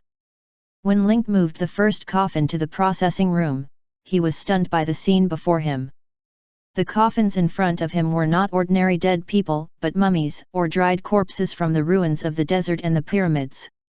"Brother, leave the transportation to them. You can help me disinfect and strip it. There are too few people in the processing room," a nearby robot warrior said. Compared to transportation, the disinfection and stripping process was obviously more complicated. In addition, the corpses in front of him were all mummies wrapped in bandages, so the steps required were even more cumbersome. Link pried open the coffin. There was some dry grass at the top. Only after pulling it open did he reveal the mummy's shriveled bandages. The bottom was covered with dry grass too. Link searched through his memories. In his previous life, the machinery faith did not have any information on mummies being used for experiments. This must be the butterfly effect caused by the alliance between the machinery faith and the Wasteland Gang due to his rise. To get more information, Link asked as he operated, "By the way, brother, where did these mummies come from? Even if we were to dig in the desert, we wouldn't be able to dig up so much at once, right?" The robot warrior beside him laughed. "There's something you don't know. Some time ago, we joined forces with the Wasteland Gang and signed an agreement. We bought a lot of mummies. For the Wasteland Gang, excavating ancient ruins or pyramids is only for the profit of treasures. These dead people are worthless to them. But for us, these mummies still have cell activity and spiritual data. They're the best product for Project Eternal to add human batteries." Link had a sudden realization. He did not expect the Wasteland Gang and the Machinery Faith to work together and develop such a way to increase energy. No wonder they were so arrogant as to launch the Star Chain project and provoke him. At that moment, Link removed the mummy's bandages. A golden object suddenly slid down from the mummy's chest and fell to the ground. P.S. I was writing at 3:30, but the power went out in the middle of the night. Wanjun was holding her phone and only finished writing this chapter now. I'm crying.